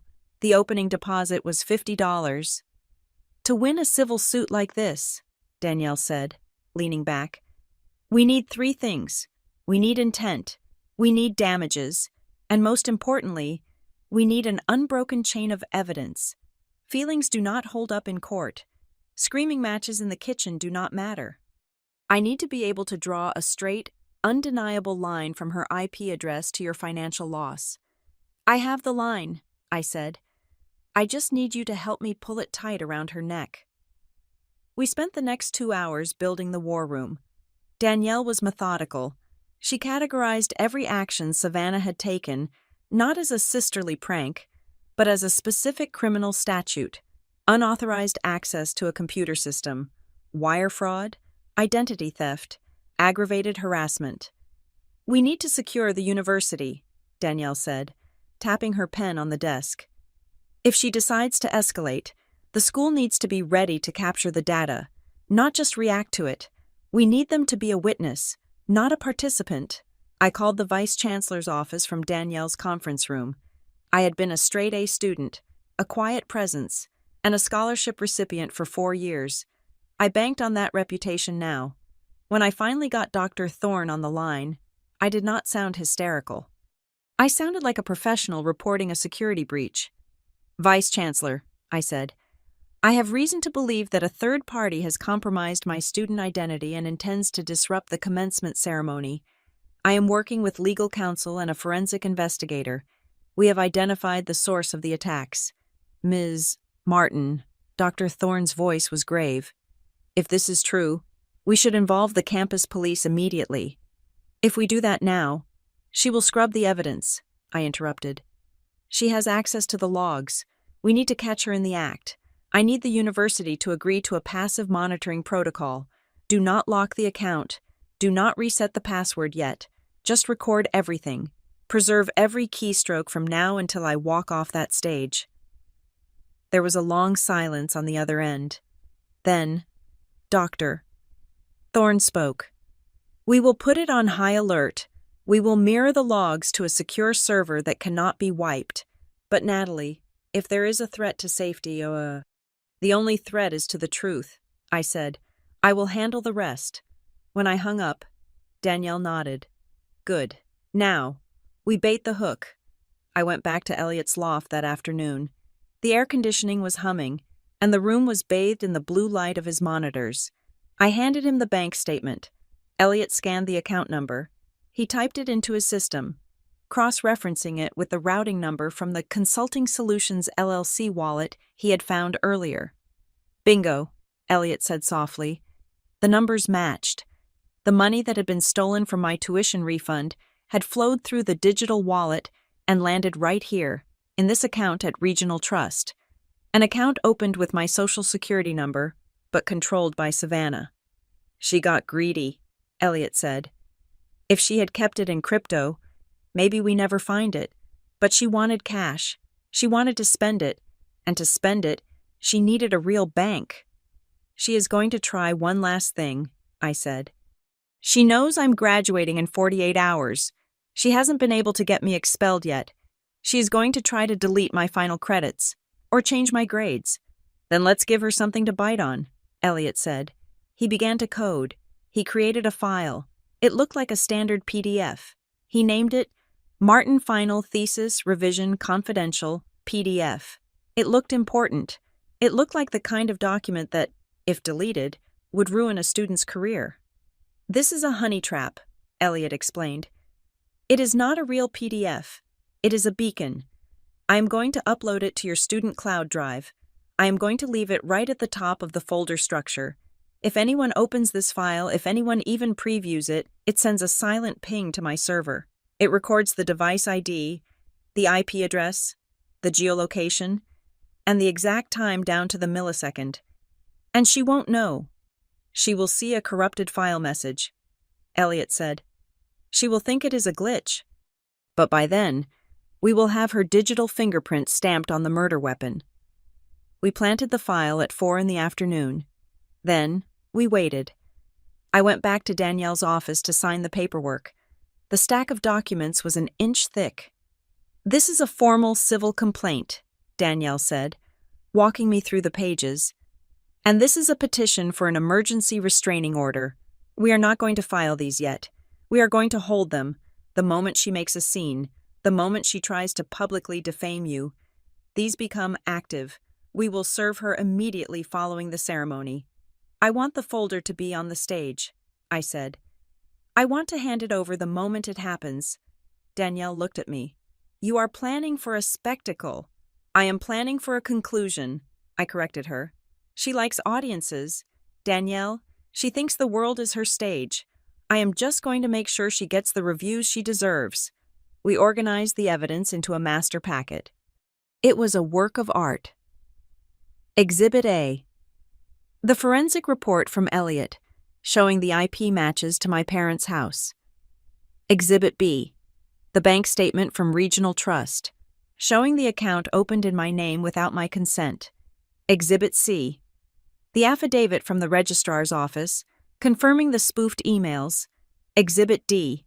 The honey trap logs which we were still waiting for. We sealed the documents in a heavy manila envelope. Danielle took a red marker and wrote a code on the seal. L17, she said. Legal Exhibit 17. It sounds official. It sounds terrifying. My phone buzzed. It was Elliot. A single screenshot. It showed a map. A red dot was pulsing on Oak Drive. Target acquired. The text read, File accessed at 4:42 p.m. Device MacBook Air. User attempted to delete file after opening. She had taken the bait. Savannah had logged in, saw the confidential file, and tried to destroy it. She thought she was erasing my degree. In reality, she was signing her confession. I showed the phone to Danielle. We have her, Danielle said. The chain is unbreakable. Intent, damages, evidence. I looked at the envelope. It felt heavy in my hands, heavier than any textbook I had ever carried. Inside that paper casing was the destruction of my sister's life, or rather, the revelation of it. She is going to go to jail, isn't she? I asked. It wasn't a question of guilt. It was a question of reality setting in. Danielle took off her glasses. She looked at me with a seriousness that chilled the room. Natalie, this isn't just about her stealing $2,000. She opened a bank account in your name. She impersonated you to a federal institution. She committed wire fraud. These are federal crimes. If we pursue this, she is looking at prison time, real time, not just probation. She paused, letting the weight of that sink in. Are you ready for that? Are you ready to be the reason your sister goes to prison? I thought about the Sunday dinners where she silenced me. I thought about the phone calls where she mined my memories for security answers. I thought about the smirk on her face in the kitchen when she told me I looked stressed. She hadn't just tried to steal my money. She had tried to steal my future. She wanted me to fail so that she could feel superior. She wanted to burn down the only thing I had built for myself just to warm her hands. She made her choice, I said. She logged in. She clicked the button. She stole the money. I didn't make her do any of that. But you are the one pulling the trigger on the consequences, Danielle reminded me. No, I said, standing up and tucking the envelope under my arm. I am just the one turning on the lights. Danielle smiled. It was a sharp, dangerous smile. Okay then, she said. Take the packet. Keep it on you. Do not let it out of your sight. Tomorrow is graduation. If she sits there and claps, we file quietly on Monday. We handle it like a family matter. But if she stands up, if she tries to ruin your moment, she will, I said. I know her. She cannot help herself. Then we will be ready, Danielle said. I will have a process server in the parking lot, and I will be on standby to call the district attorney. I walked to the door. Danielle, I said, turning back. Why do you think she did it? The money isn't enough to change her life. It is just enough to pay rent for a month. Danielle looked down at the file, at the photo of Savannah we had pulled from social media. This is not about money, Natalie, she said. This is about identity. She is drowning, and instead of swimming, she decided to climb on top of you to keep her head above water. She doesn't hate you because you are bad. She hates you because you are making it. She closed the folder with a snap. This is not jealousy, she said. This is identity theft with malice, and tomorrow we are going to treat it exactly like that. I walked out into the cool evening air. The city was busy. People rushing home to their families. I held the envelope against my chest. It was my shield. It was my sword. I drove back to my dorm. Not to my parents' house. I wasn't going to sleep under the same roof as her tonight. I needed to be alone. I needed to prepare. As I laid out my graduation gown on the narrow dorm bed, I placed the envelope inside the inner pocket of the robe. It fit perfectly. I ran my hand over the black fabric. Tomorrow. Savannah thought she was going to be the star of the show. She thought she was going to expose a cheater. She had no idea that she was walking into a courtroom. And I was the judge. The honey trap file we had planted, the one named Confidential Thesis Revision, was supposed to be the nail in my sister's coffin. But when the notification finally hit my phone at 2 a.m, it did not point to the house on Oak Drive. It pointed to the heart of the university. I was back at Elliot's loft 20 minutes later, wearing sweatpants and a hoodie, running on adrenaline and stale coffee. Elliot was staring at his screens with a look of disturbed fascination. "The beacon triggered," Elliot said without turning around. "But not from your sister's MacBook. At least, not initially." He tapped a key, isolating a specific line of code on the main monitor. "The file was opened at 1:43 in the morning," he said. "The IP address traces directly to a hardwired desktop in the Hawthorne Ridge Administration Building, specifically, the Office of Student Finance, room 204. "Who is in the finance office at 2 in the morning?" I asked. "Not a student," Elliot said, "and not a regular staff member. I ran the employee login credentials associated with that terminal. It belongs to a Grant Lyle." The name meant nothing to me. "Who is Grant Lyle?" "He is a temporary contractor," Elliot said, pulling up a personnel file he had scraped from the directory. "Hired 6 months ago to help migrate the student billing system. He has high-level administrative clearance because he is supposed to be fixing the database. Instead, he is using it to hunt." Elliot split the screen. On the left was Grant Lyle's activity. On the right was Savannah's activity. "Watch the timeline," Elliot commanded. "This is the smoking gun." At 1:43, Grant Lyle accesses your student cloud drive using his admin override, Elliot narrated. "He downloads the confidential file. He does not delete it. He forwards it." "Forwards it to who?" "To a private server," Elliot said. "And 3 minutes later, at 1:46, a login occurs on that private server from the MacBook Air on Oak Drive, Savannah." I stared at the screen, the lines of data blurring into a horrifying picture. "She has a partner," I whispered. "She has an inside man," Elliot corrected. "That is how she got the refund diverted so easily. That is how the emails looked so authentic. She didn't just guess your passwords. Natalie. She had someone on the inside holding the door open for her." I felt a wave of nausea. This was so much bigger than a jealous sister. This was a conspiracy. But why? Why would a random IT contractor risk his job for Savannah? "Because he is not doing it for free," Elliot said. "And neither is she." He pulled up a new window. It was a credit report, not mine. Savannah's. "I did a deep dive on your sister's financials," Elliot said. "You said she was struggling, but that is an understatement. Savannah is drowning. She has $70,000 in credit card debt. She has a defaulted car loan. She is being sued by 2 different collection agencies." He pointed to a recent inquiry on the credit report. It was dated 2 weeks ago. "Look at this application," he said. It was an application for a debt consolidation loan from a predatory lender. The amount requested was $50,000, but the applicant name wasn't Savannah Martin. It was Natalie Martin. "She is trying to take out a loan in my name," I said, the realization hitting me like a physical blow. "She is trying to wipe her own slate clean by destroying my credit score." "She needs your clean history," Elliot explained. "But the loan hasn't been approved yet. It is in the final underwriting stage. They usually call the employer or the school to verify status before releasing that kind of cash. That is why she needs me to be expelled," I said. "No, wait, that doesn't make sense.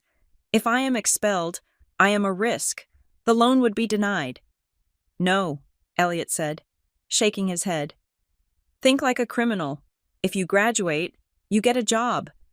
You start monitoring your credit. You get alerts. You catch her immediately.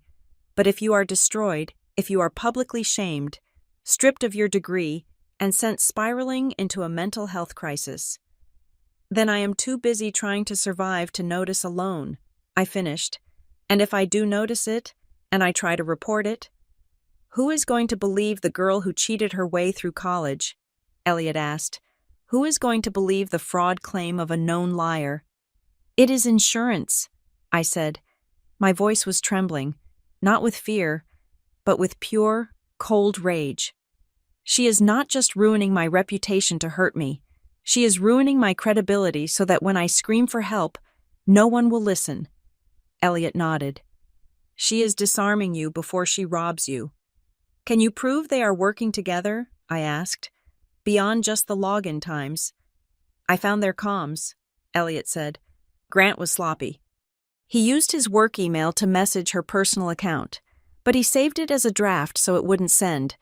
They were using the drafts folder of a shared email account to chat. It is an old terrorist trick. He opened a text file. It was a transcript of a conversation from 3 days ago. Grant. The file is planted. The dean is asking questions. Are you sure about the stage, Savannah? Do not back out now. I need her humiliated. If she walks off that stage with a degree, I am dead. Just make her look like a fraud. I only need to ruin her reputation once. After that, she is nobody. I read the words again. I only need to ruin her reputation once. It was so calculated. It was so incredibly cruel. She was willing to burn 4 years of my hard work, my integrity, and my future, just to pay off her credit card bills. I picked up my phone and called Danielle. It was 3 a.m. She answered on the first ring. Tell me you have something good, Danielle said. Her voice was crisp, as if she hadn't been sleeping at all. She has an accomplice, I said. A guy named Grant Lyle in the finance office. We have logs of them coordinating. We have proof she is trying to take out a $50,000 loan in my name, and we have a chat log where she explicitly says she needs to ruin my reputation to cover her tracks. Grant Lyle. Danielle repeated the name. Okay, that changes the venue. This isn't just a civil suit anymore. This is a criminal conspiracy involving university infrastructure. We have them. Natalie, we can call the police right now. We can have her arrested before breakfast. No, I said. The word came out before I even thought about it. Why not? Danielle asked. We have the evidence. Because if we arrest her now, she spins it, I said.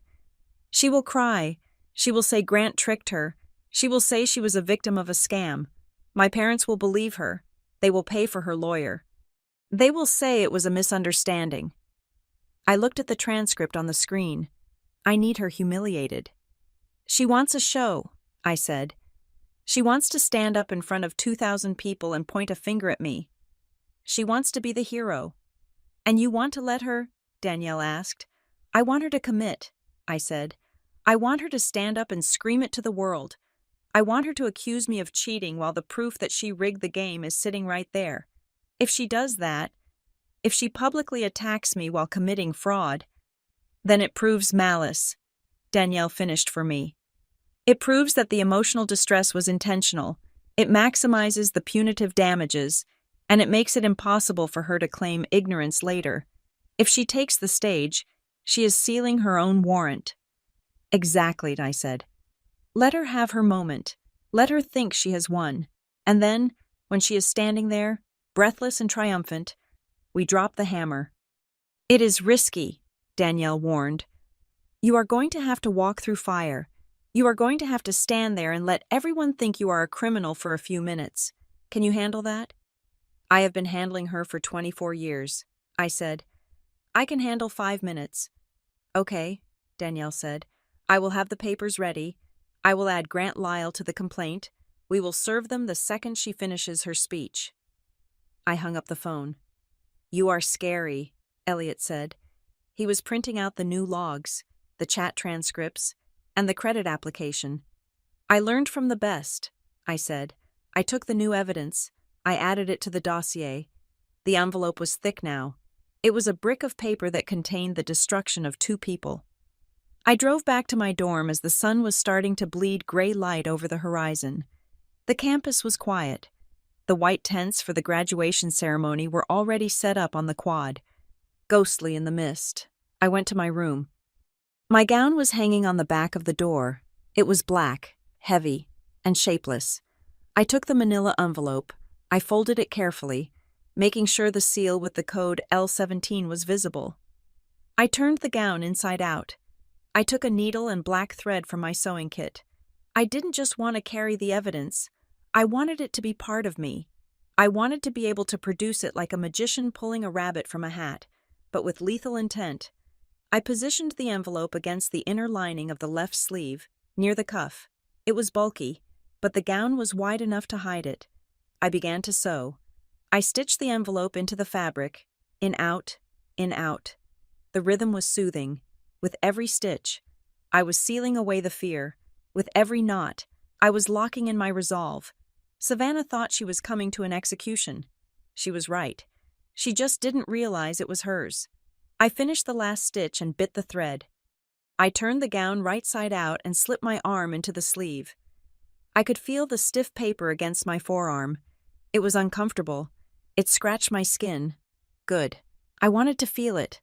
I wanted the reminder. I looked at myself in the mirror. My eyes were dark, shadowed from lack of sleep, but they were clear. Tomorrow, I whispered to my reflection. We end it.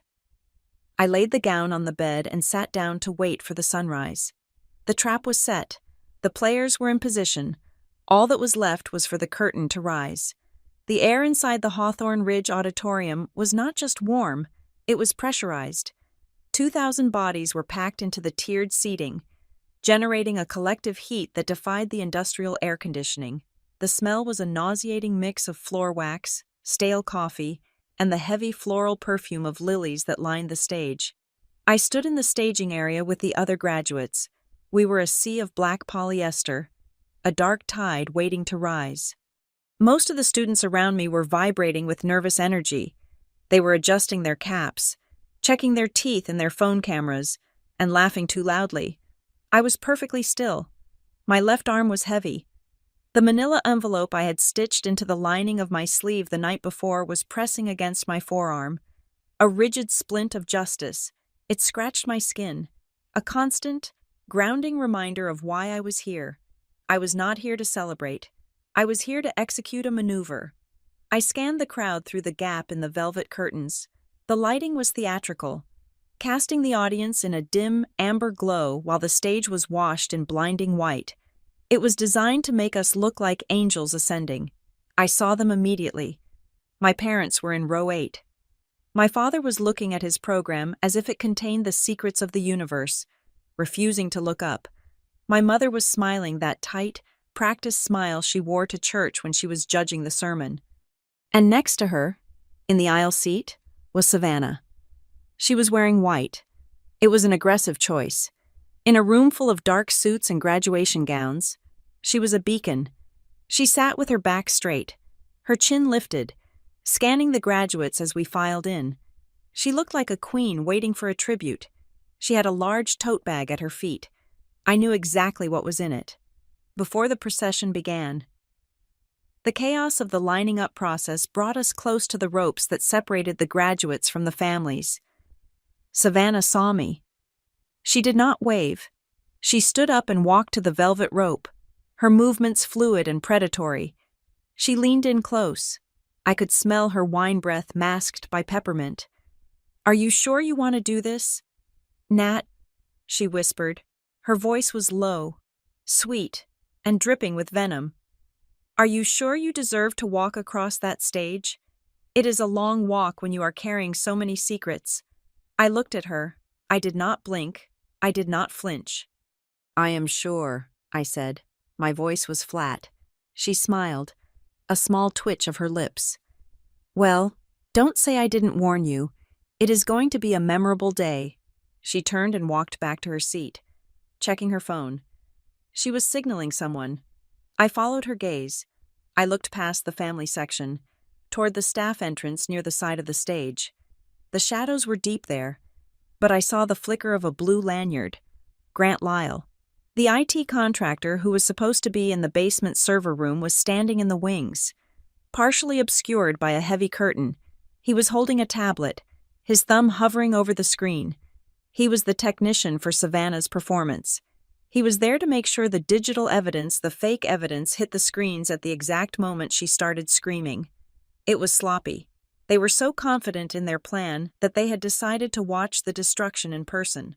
I pulled my phone from my pocket. I had one message drafted to Danielle Klein. "It has started." I hit send. I slipped the phone back into my pocket. I felt a vibration against my hip.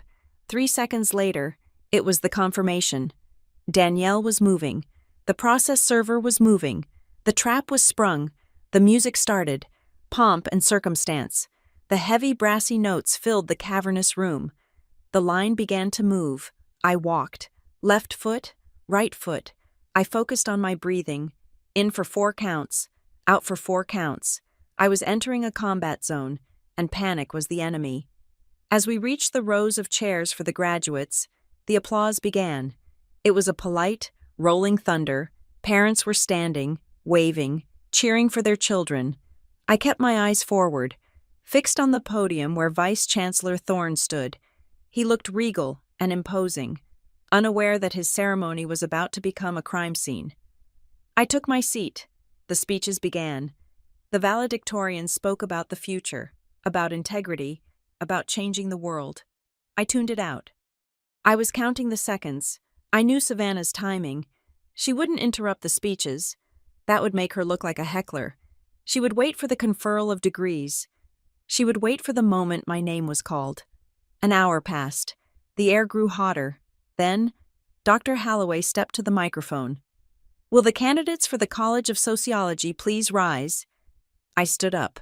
The rustle of gowns sounded like the wings of 1,000 crows. We shuffled toward the stairs.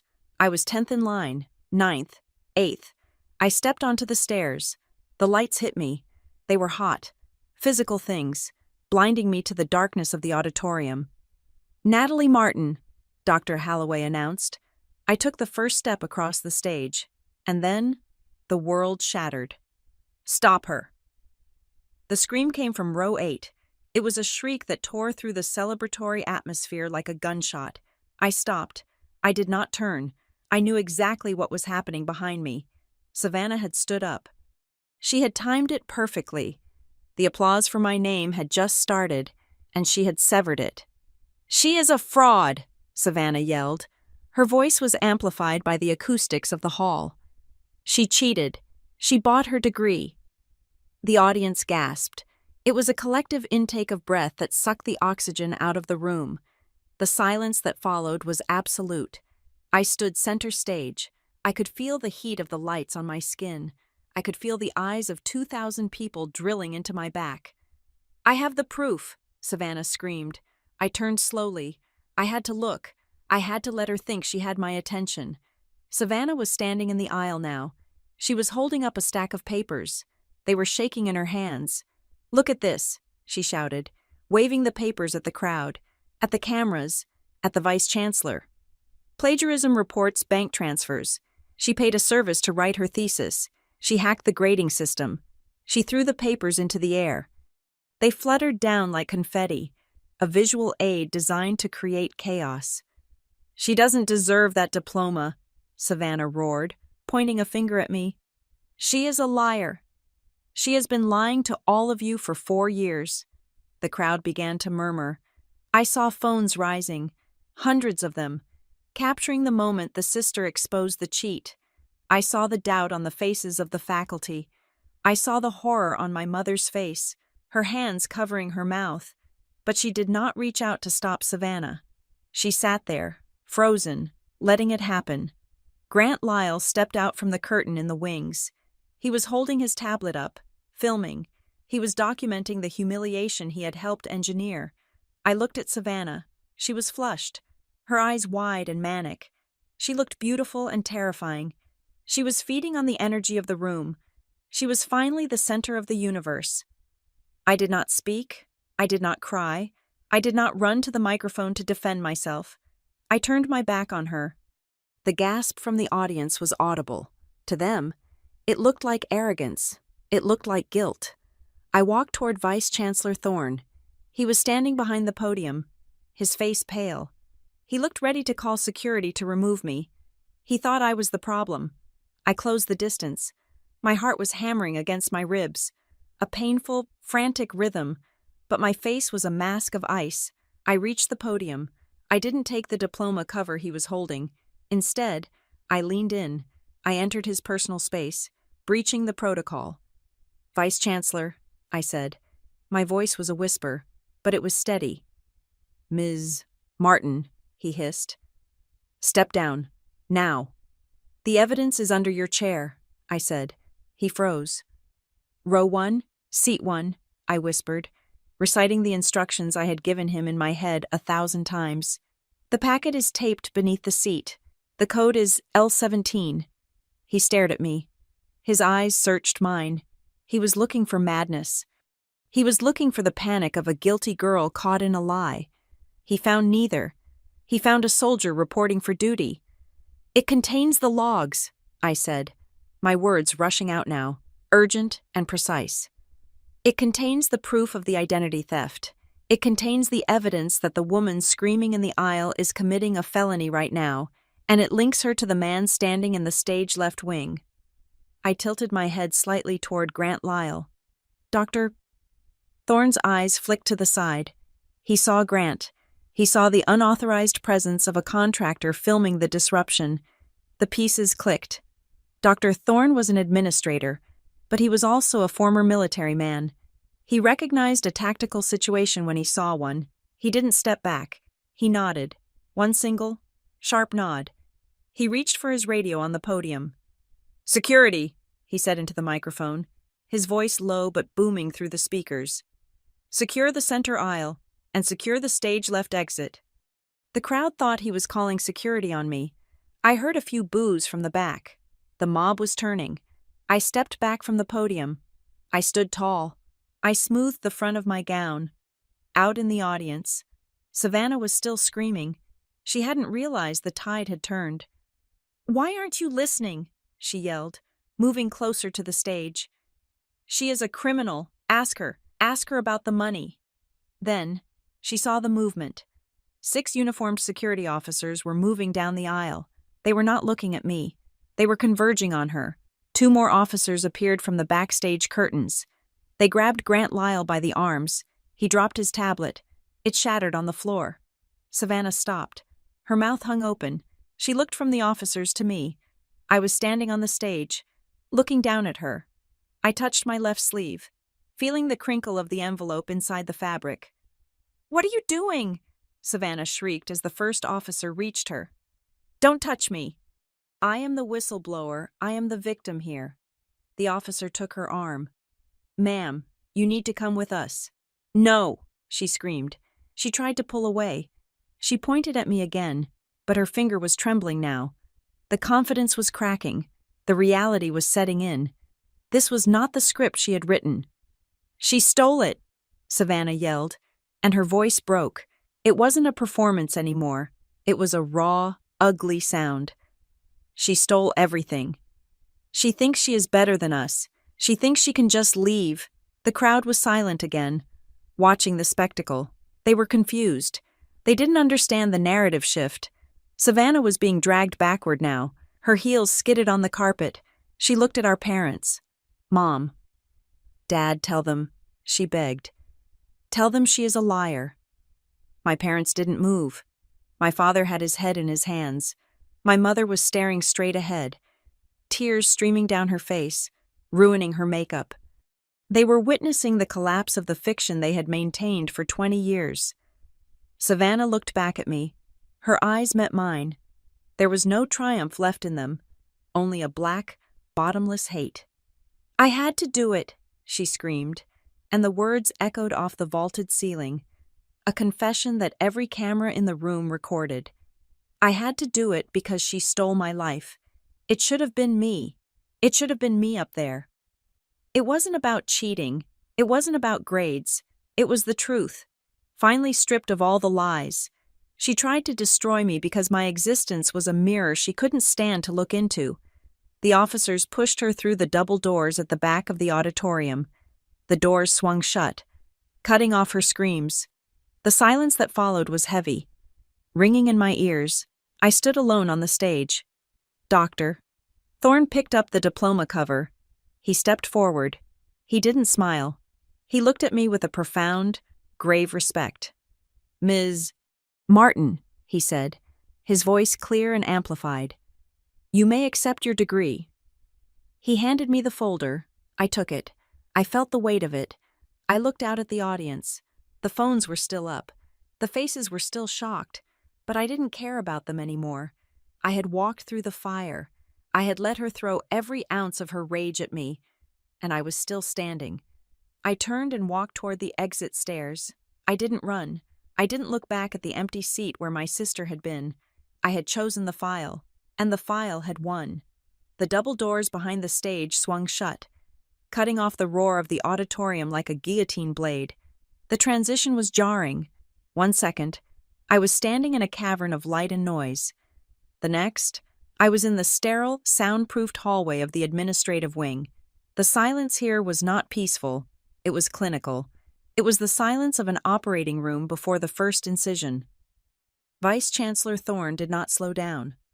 He marched down the corridor, his academic robes billowing like a storm cloud. I walked a step behind him, clutching the diploma cover that felt like a shield.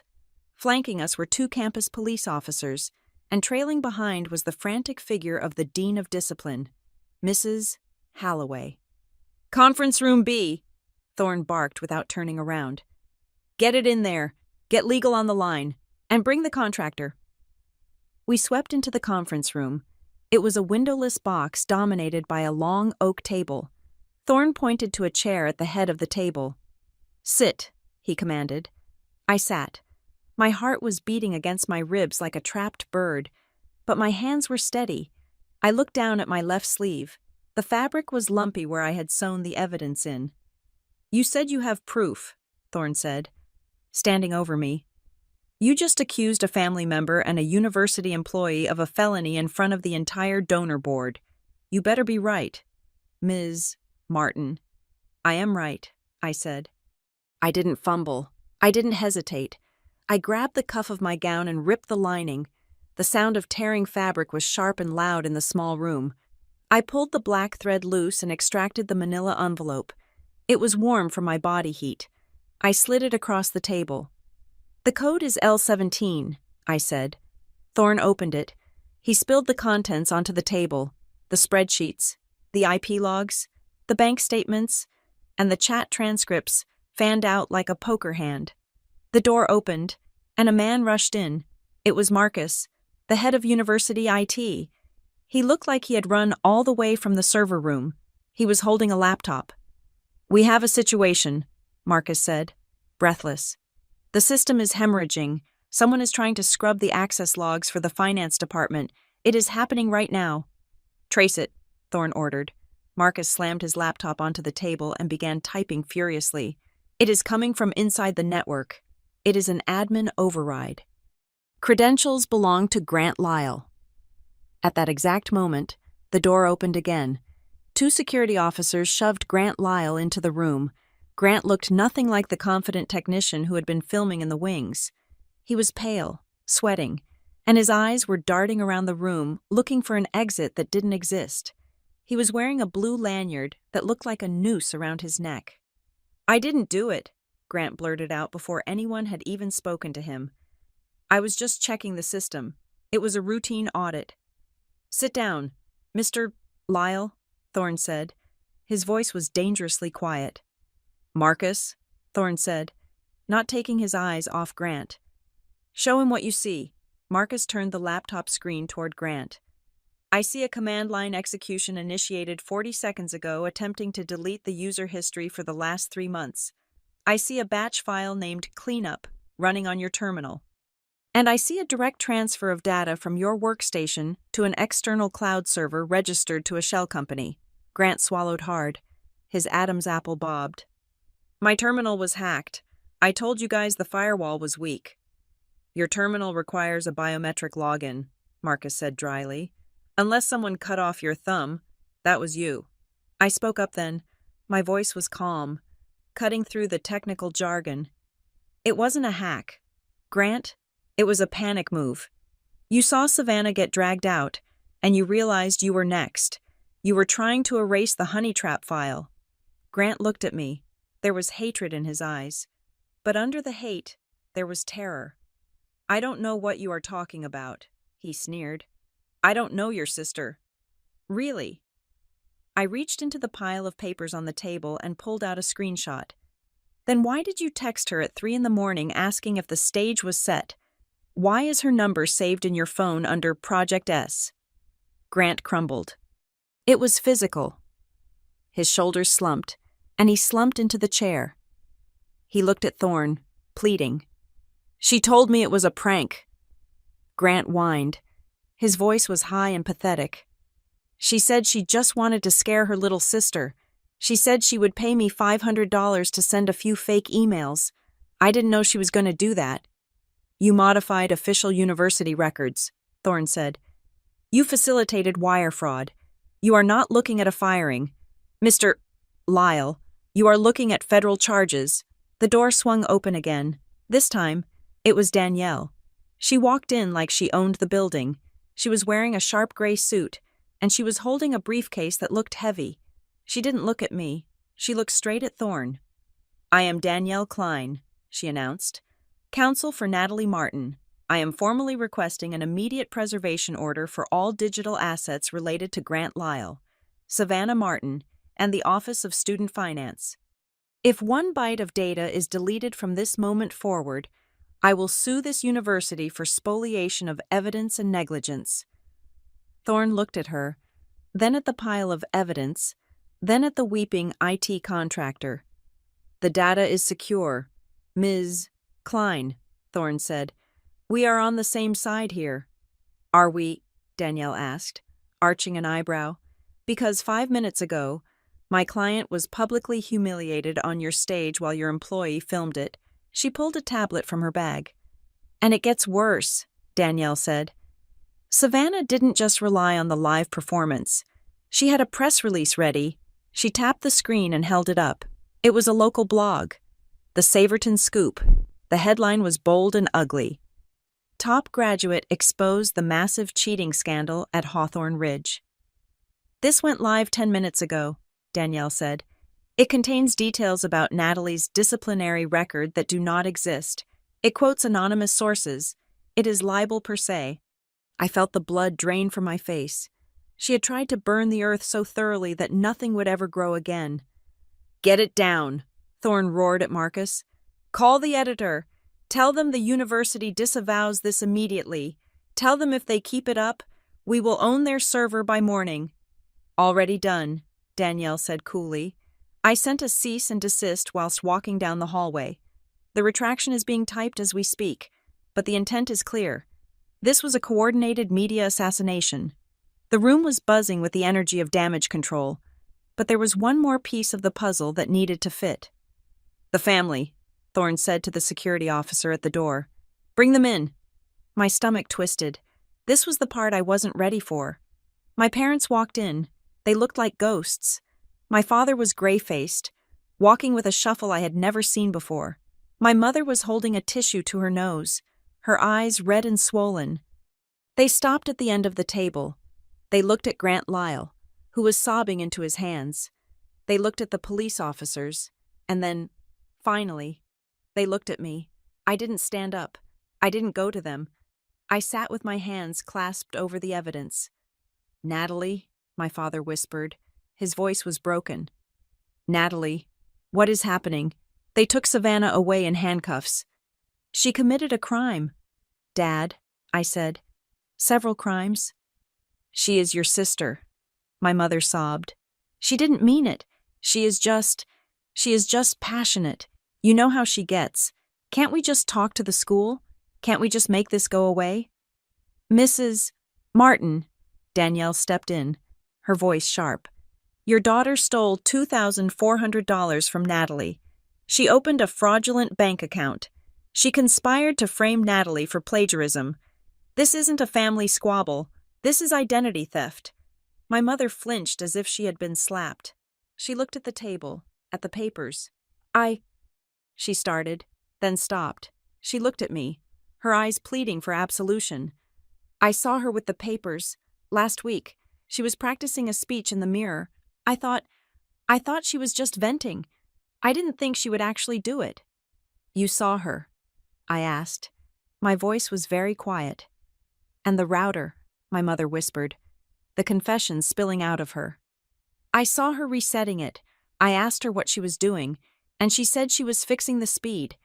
But she looked so guilty. I knew something was wrong, but I didn't want to start a fight. You didn't want to start a fight, I repeated. So you let her start a war. My father put a hand on my mother's shoulder, but he was looking at me with a dawn of horror. He realized, finally, the cost of his neutrality. He realized that by refusing to take a side, He had chosen hers. "I am sorry, Natalie," he said. "We didn't know." "You knew enough," I said. "You just didn't care enough to stop it." The radio on the security officer's shoulder crackled to life. "Dispatch to Unit 1. We have a situation at the south exit. Suspect Martin is resisting transport. She is causing a disturbance. Press is present." "Let's go," Danielle said. "We need to witness this." We moved. We left my parents standing in the conference room, surrounded by the wreckage of their denial. We walked out the side exit of the administration building, into the bright, harsh sunlight of the parking lot. A crowd had gathered near the police cruiser. Students, parents, and a few local reporters who had been covering the graduation were holding up phones and cameras. Savannah was pinned against the side of the car.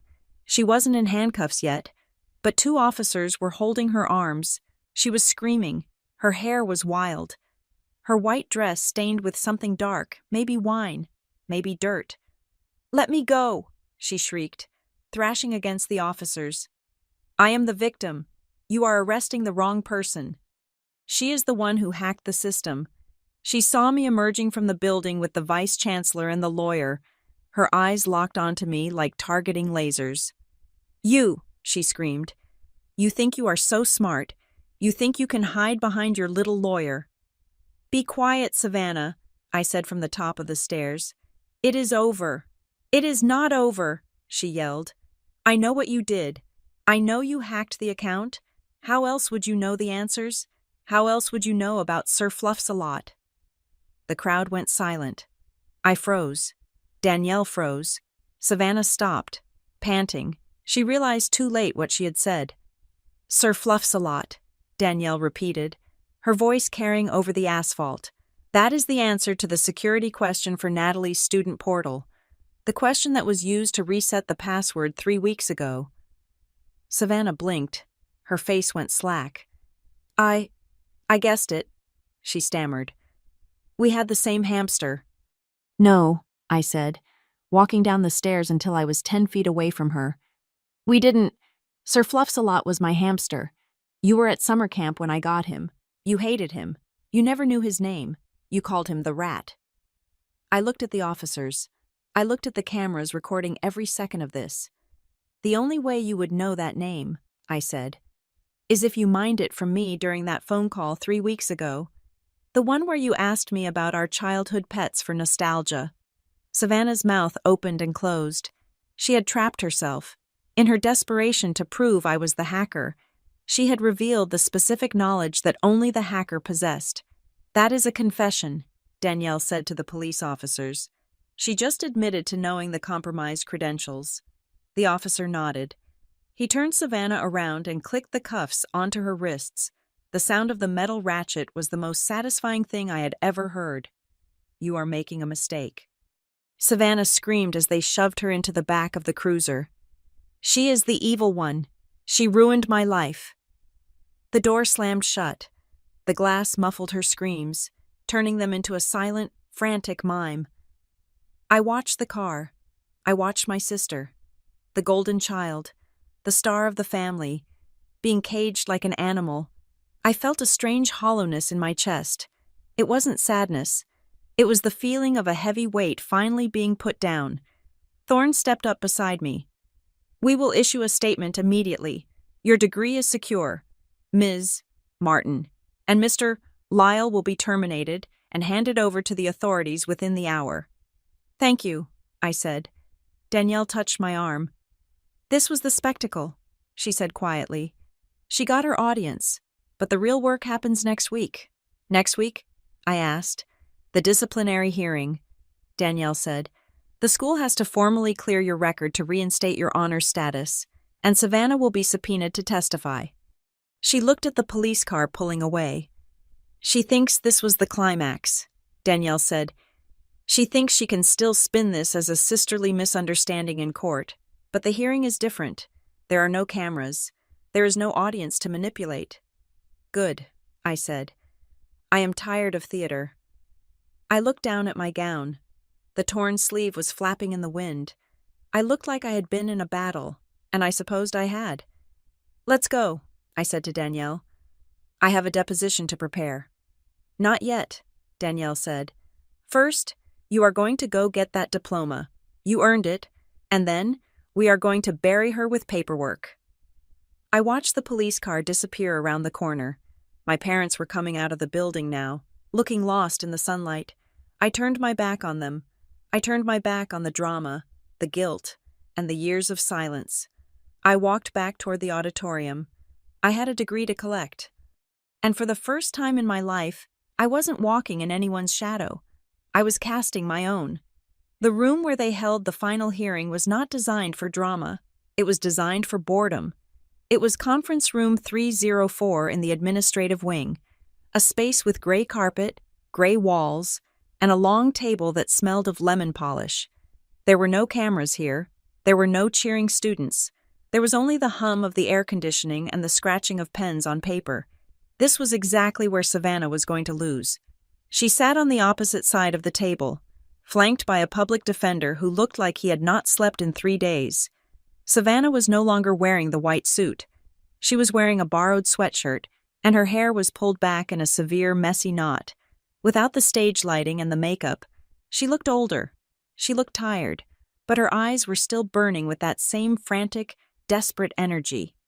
My parents were sitting in the back corner of the room on metal folding chairs. They were holding hands. My mother was staring at the floor. My father was staring at the wall. They looked like statues of grief, terrified to move in case they shattered.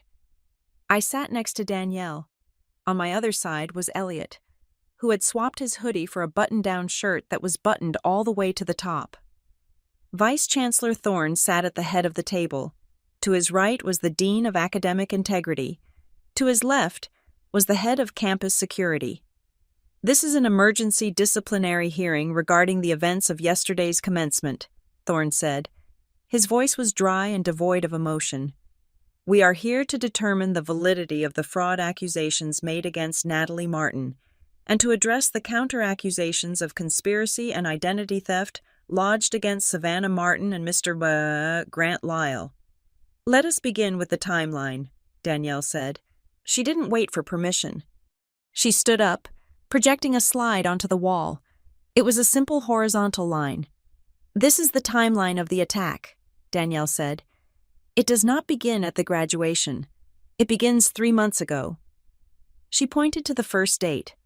March 15th, a password reset request is sent to the student portal. The security question used is the name of a childhood pet. The IP address for this request traces to the Martin family residence in Saverton. Savannah's lawyer cleared his throat. Objection. Many people have access to that Wi-Fi. Correct, Danielle said. But only one person had the motive, and only one person was communicating with a university insider at the exact same time. She nodded to Elliot. Elliot stood up. He didn't look at Savannah. He looked at the board. I have performed a forensic audit of the network traffic, Elliot said. We found a series of email exchanges between a personal account registered to Savannah Martin and the university work email of Grant Lyle. Grant was sitting at the far end of the table. Separate from everyone else, he was hunched over, his hands gripping his knees. He looked like he was about to vomit. Grant, Thorne said sharply, is this true? Grant looked up. His face was pale. I didn't send them from my main account. I used the drafts folder. We recovered the drafts, Elliot said. On April 2nd, Savannah wrote to you, I need access to the finance portal. I need to reroute the refund. On April 3rd, you replied, done. The money is moving to the Shell account. The room went silent. My mother let out a small, strangled sob. That is a lie, Savannah shouted. She slammed her hand on the table. He is making it up. Grant is the one who approached me. He said he could get me money if I helped him frame her. Ms. Martin, sit down, Thorne ordered. No. Savannah stood up, her face flushing red. You are all listening to her because she is the little genius, but she is the one who stole from me. She took my spotlight. She took my parents' attention. And now she is trying to frame me for her own crimes. Danielle didn't yell. She didn't even raise her voice. She just pressed a button on her laptop. A new document appeared on the screen. It was a bank statement. If Natalie is the thief, Danielle said calmly, then can you explain why the $2,400 of stolen tuition money ended up in a regional trust bank account opened in Natalie's name, but linked to your phone number? Savannah froze. This account, Danielle continued, was accessed exclusively by an iPhone 14. The device ID matches the phone currently sitting in the evidence bag that the police took from you yesterday. The electronic signature on the account opening documents matches the signature on your driver's license, not Natalie's. Danielle turned to look directly at Savannah. You didn't just steal the money. Savannah, you opened a bank account in your sister's name to launder it. You committed aggravated identity theft, and you did it so you could use the money to pay off your own gambling debts. Gambling debts, my father whispered. He stood up slowly. Savannah, what is she talking about? Savannah looked at our father. Panic flickered in her eyes. Dad, no, it is crypto investing. It is not gambling. It is an online casino, Elliot corrected. We traced the outflow. You lost the entire $2,000 in 45 minutes playing digital slots. The shame in the room was palpable. It was heavy and suffocating. My sister hadn't just been malicious. She had been pathetic. She had destroyed my reputation to fund a 45-minute addiction. It doesn't matter, Savannah screamed, desperate now, clawing at the air. She still cheated the papers I threw on the stage. The plagiarism report. You haven't disproved that. Actually, Thorne said, opening a folder in front of him. He pulled out a sheet of paper. We had 3 independent professors review Natalie's thesis alongside the document you claimed she plagiarized. The source text you provided was created 2 days ago. The metadata shows it was uploaded to a SA Mill website from an IP address in Saverton. Thorne looked at Savannah with pure disgust. You didn't find proof of cheating. Ms. Martin, you manufactured it. You wrote a fake paper, backdated it, and then accused your sister of copying it. It was a clumsy, amateurish forgery. Savannah slumped back into her chair. Her defense was evaporating like water on hot pavement. But the best part, Danielle said, is the performance. She nodded to the head of security. The large screen on the wall flickered.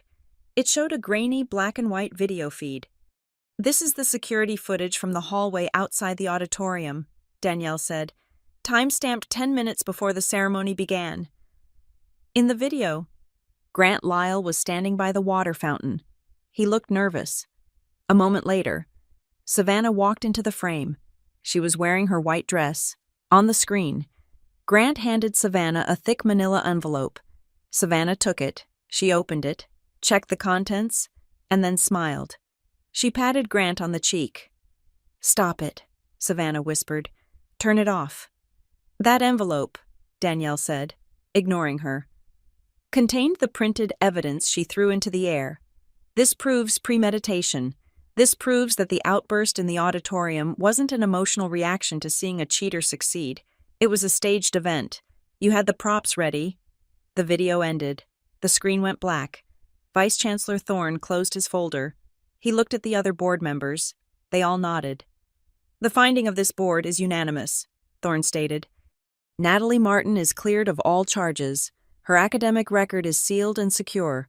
Her honor status is reinstated effective immediately. I let out a breath I had been holding for 24 hours. My shoulders dropped. Furthermore, Thorne continued, looking at Grant, Mr. Lyle is terminated effective immediately. The university will be pressing charges for unauthorized access to student data and conspiracy to commit fraud. Grant put his head on the table and began to sob. As for you, Ms. Martin, Thorne said to Savannah, you are permanently banned from the Hawthorne Ridge campus. If you set foot on this property again, you will be arrested for trespassing, and we will be fully cooperating with the district attorney regarding the criminal charges. Savannah didn't look at him. She was staring at the table, her hands shaking. Danielle stood up one last time. She picked up a thick stack of papers from her briefcase. And this, Danielle said, sliding the papers across the table toward Savannah, Is from us. Savannah looked at the stack. What is this civil suit? Danielle said. We are suing you for defamation of character, intentional infliction of emotional distress, and identity fraud. We are seeking compensatory damages for the stolen funds and punitive damages for the reputational harm you caused. And we are petitioning the court to freeze your assets to prevent you from hiding any more money. Savannah stared at the papers. Then, she started to laugh. It was a low, dry sound at first, but it built into something hysterical. She looked up, and her face was twisted into a mask of pure ugliness. Assets, she laughed. I don't have any assets, I have nothing. Take it all, take the debt, take the car. It is all garbage anyway. She spun around in her chair to face me. You think you won? She spat. You think because you have a piece of paper and a lawyer that you are better than me? You are nothing without me. I made you tough. I made you careful. You walked around with your head down your whole life because you were scared of me. Savannah, stop, my mother cried out. No, Savannah screamed at our mother. You stop me. You always told me to be quiet. You always told me to let Natalie study. Natalie needs quiet. Natalie needs the computer. Natalie is going to go far. What about me? Huh? I was the one with the personality. I was the one who could light up a room. But you looked at me like I was a mistake just because I didn't want to bury my nose in a book. She stood up, kicking her chair back. It crashed against the wall. I hated you, she said, looking directly at me. Her voice dropped to a whisper. I hated you every time you brought home an A. I hated you every time Dad smiled at your report card. I wanted to see you fail. I wanted to see you broken. I wanted to see you standing on that stage crying while everyone laughed at you. I wanted you to know what it feels like to be a disappointment. The room was dead silent. Even the air conditioning seemed to stop. She had finally admitted it. It wasn't about the money. It wasn't about the degree. It was about the deep, rotting envy that had been eating her alive for 20 years. I know, I said softly. I stood up. I picked up my diploma cover, which had been sitting on the table in front of me. I know you wanted me to break, I said. And for a long time, I thought I would. I thought if I just made myself smaller, you would stop hating me. But yesterday, I realized something. I walked around the table until I was standing in front of her. She looked wild and disheveled, but I felt perfectly calm. You didn't hate me because I was weak, I said. You hated me because I survived you. Savannah's lip curled. She went to speak, but she had nothing left. The truth had hollowed her out. The security officer stepped forward. Ms. Martin, it is time to go. The police are waiting outside to process the identity theft charges. Savannah looked at our parents. Mom, Dad? My father looked at her. He looked at the daughter who had just admitted she wanted to destroy his other child. He closed his eyes and turned his face away. Go with the officers. Savannah, he whispered. My mother was weeping into her hands, unable to even look. Savannah let out a sound of pure frustration, a guttural scream of a child who realizes the tantrum hasn't worked. She let the officers take her by the arms. She didn't fight this time. She just dragged her feet, a defeated, empty shell of the woman who had stood in the spotlight 24 hours ago. They led her out. The door clicked shut. I stood there for a moment, listening to the silence. It felt clean. Are you okay? Danielle asked, putting a hand on my shoulder. I am, I said, and I meant it. I turned to the Vice Chancellor. Thank you for hearing the truth. Good luck, Ms. Martin, he said. You have a bright future. I suggest you go start it. I walked out of the conference room. I walked down the long gray hallway, past the offices, past the reception desk. I pushed open the heavy glass doors of the administration building. The sun was blinding. The campus was quiet now. The tents from yesterday already taken down. The world had moved on. I walked to the parking lot where my car was waiting. I tossed the diploma onto the passenger seat. I looked at it for a second, the gold foil, the heavy leather. It was just a piece of paper, but what I carried inside me was heavier. It was the knowledge that I could face the worst betrayal imaginable and come out the other side with my integrity intact. My sister had chosen the stage. She had chosen the drama. She had chosen to burn our family to the ground for 5 minutes of attention. I unlocked my car door and looked back at the building one last time. "You chose to humiliate me before thousands," I said to the empty air. "I chose evidence, and evidence does not know how to show mercy." I got in the car, started the engine, and drove away. I didn't look in the rearview mirror. There was nothing behind me that I needed anymore. Thank you so much for listening to my story. It was the hardest thing I have ever had to do, but I'm glad the truth is finally out there. I would love to know where you are tuning in from. Are you listening while driving, cooking, or maybe just relaxing at home? Please let me know in the comments below. I really enjoy reading your thoughts.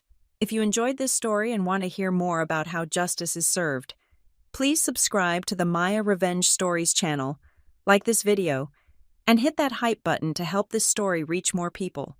Your support means the world to me. Stay safe, and always keep your receipts.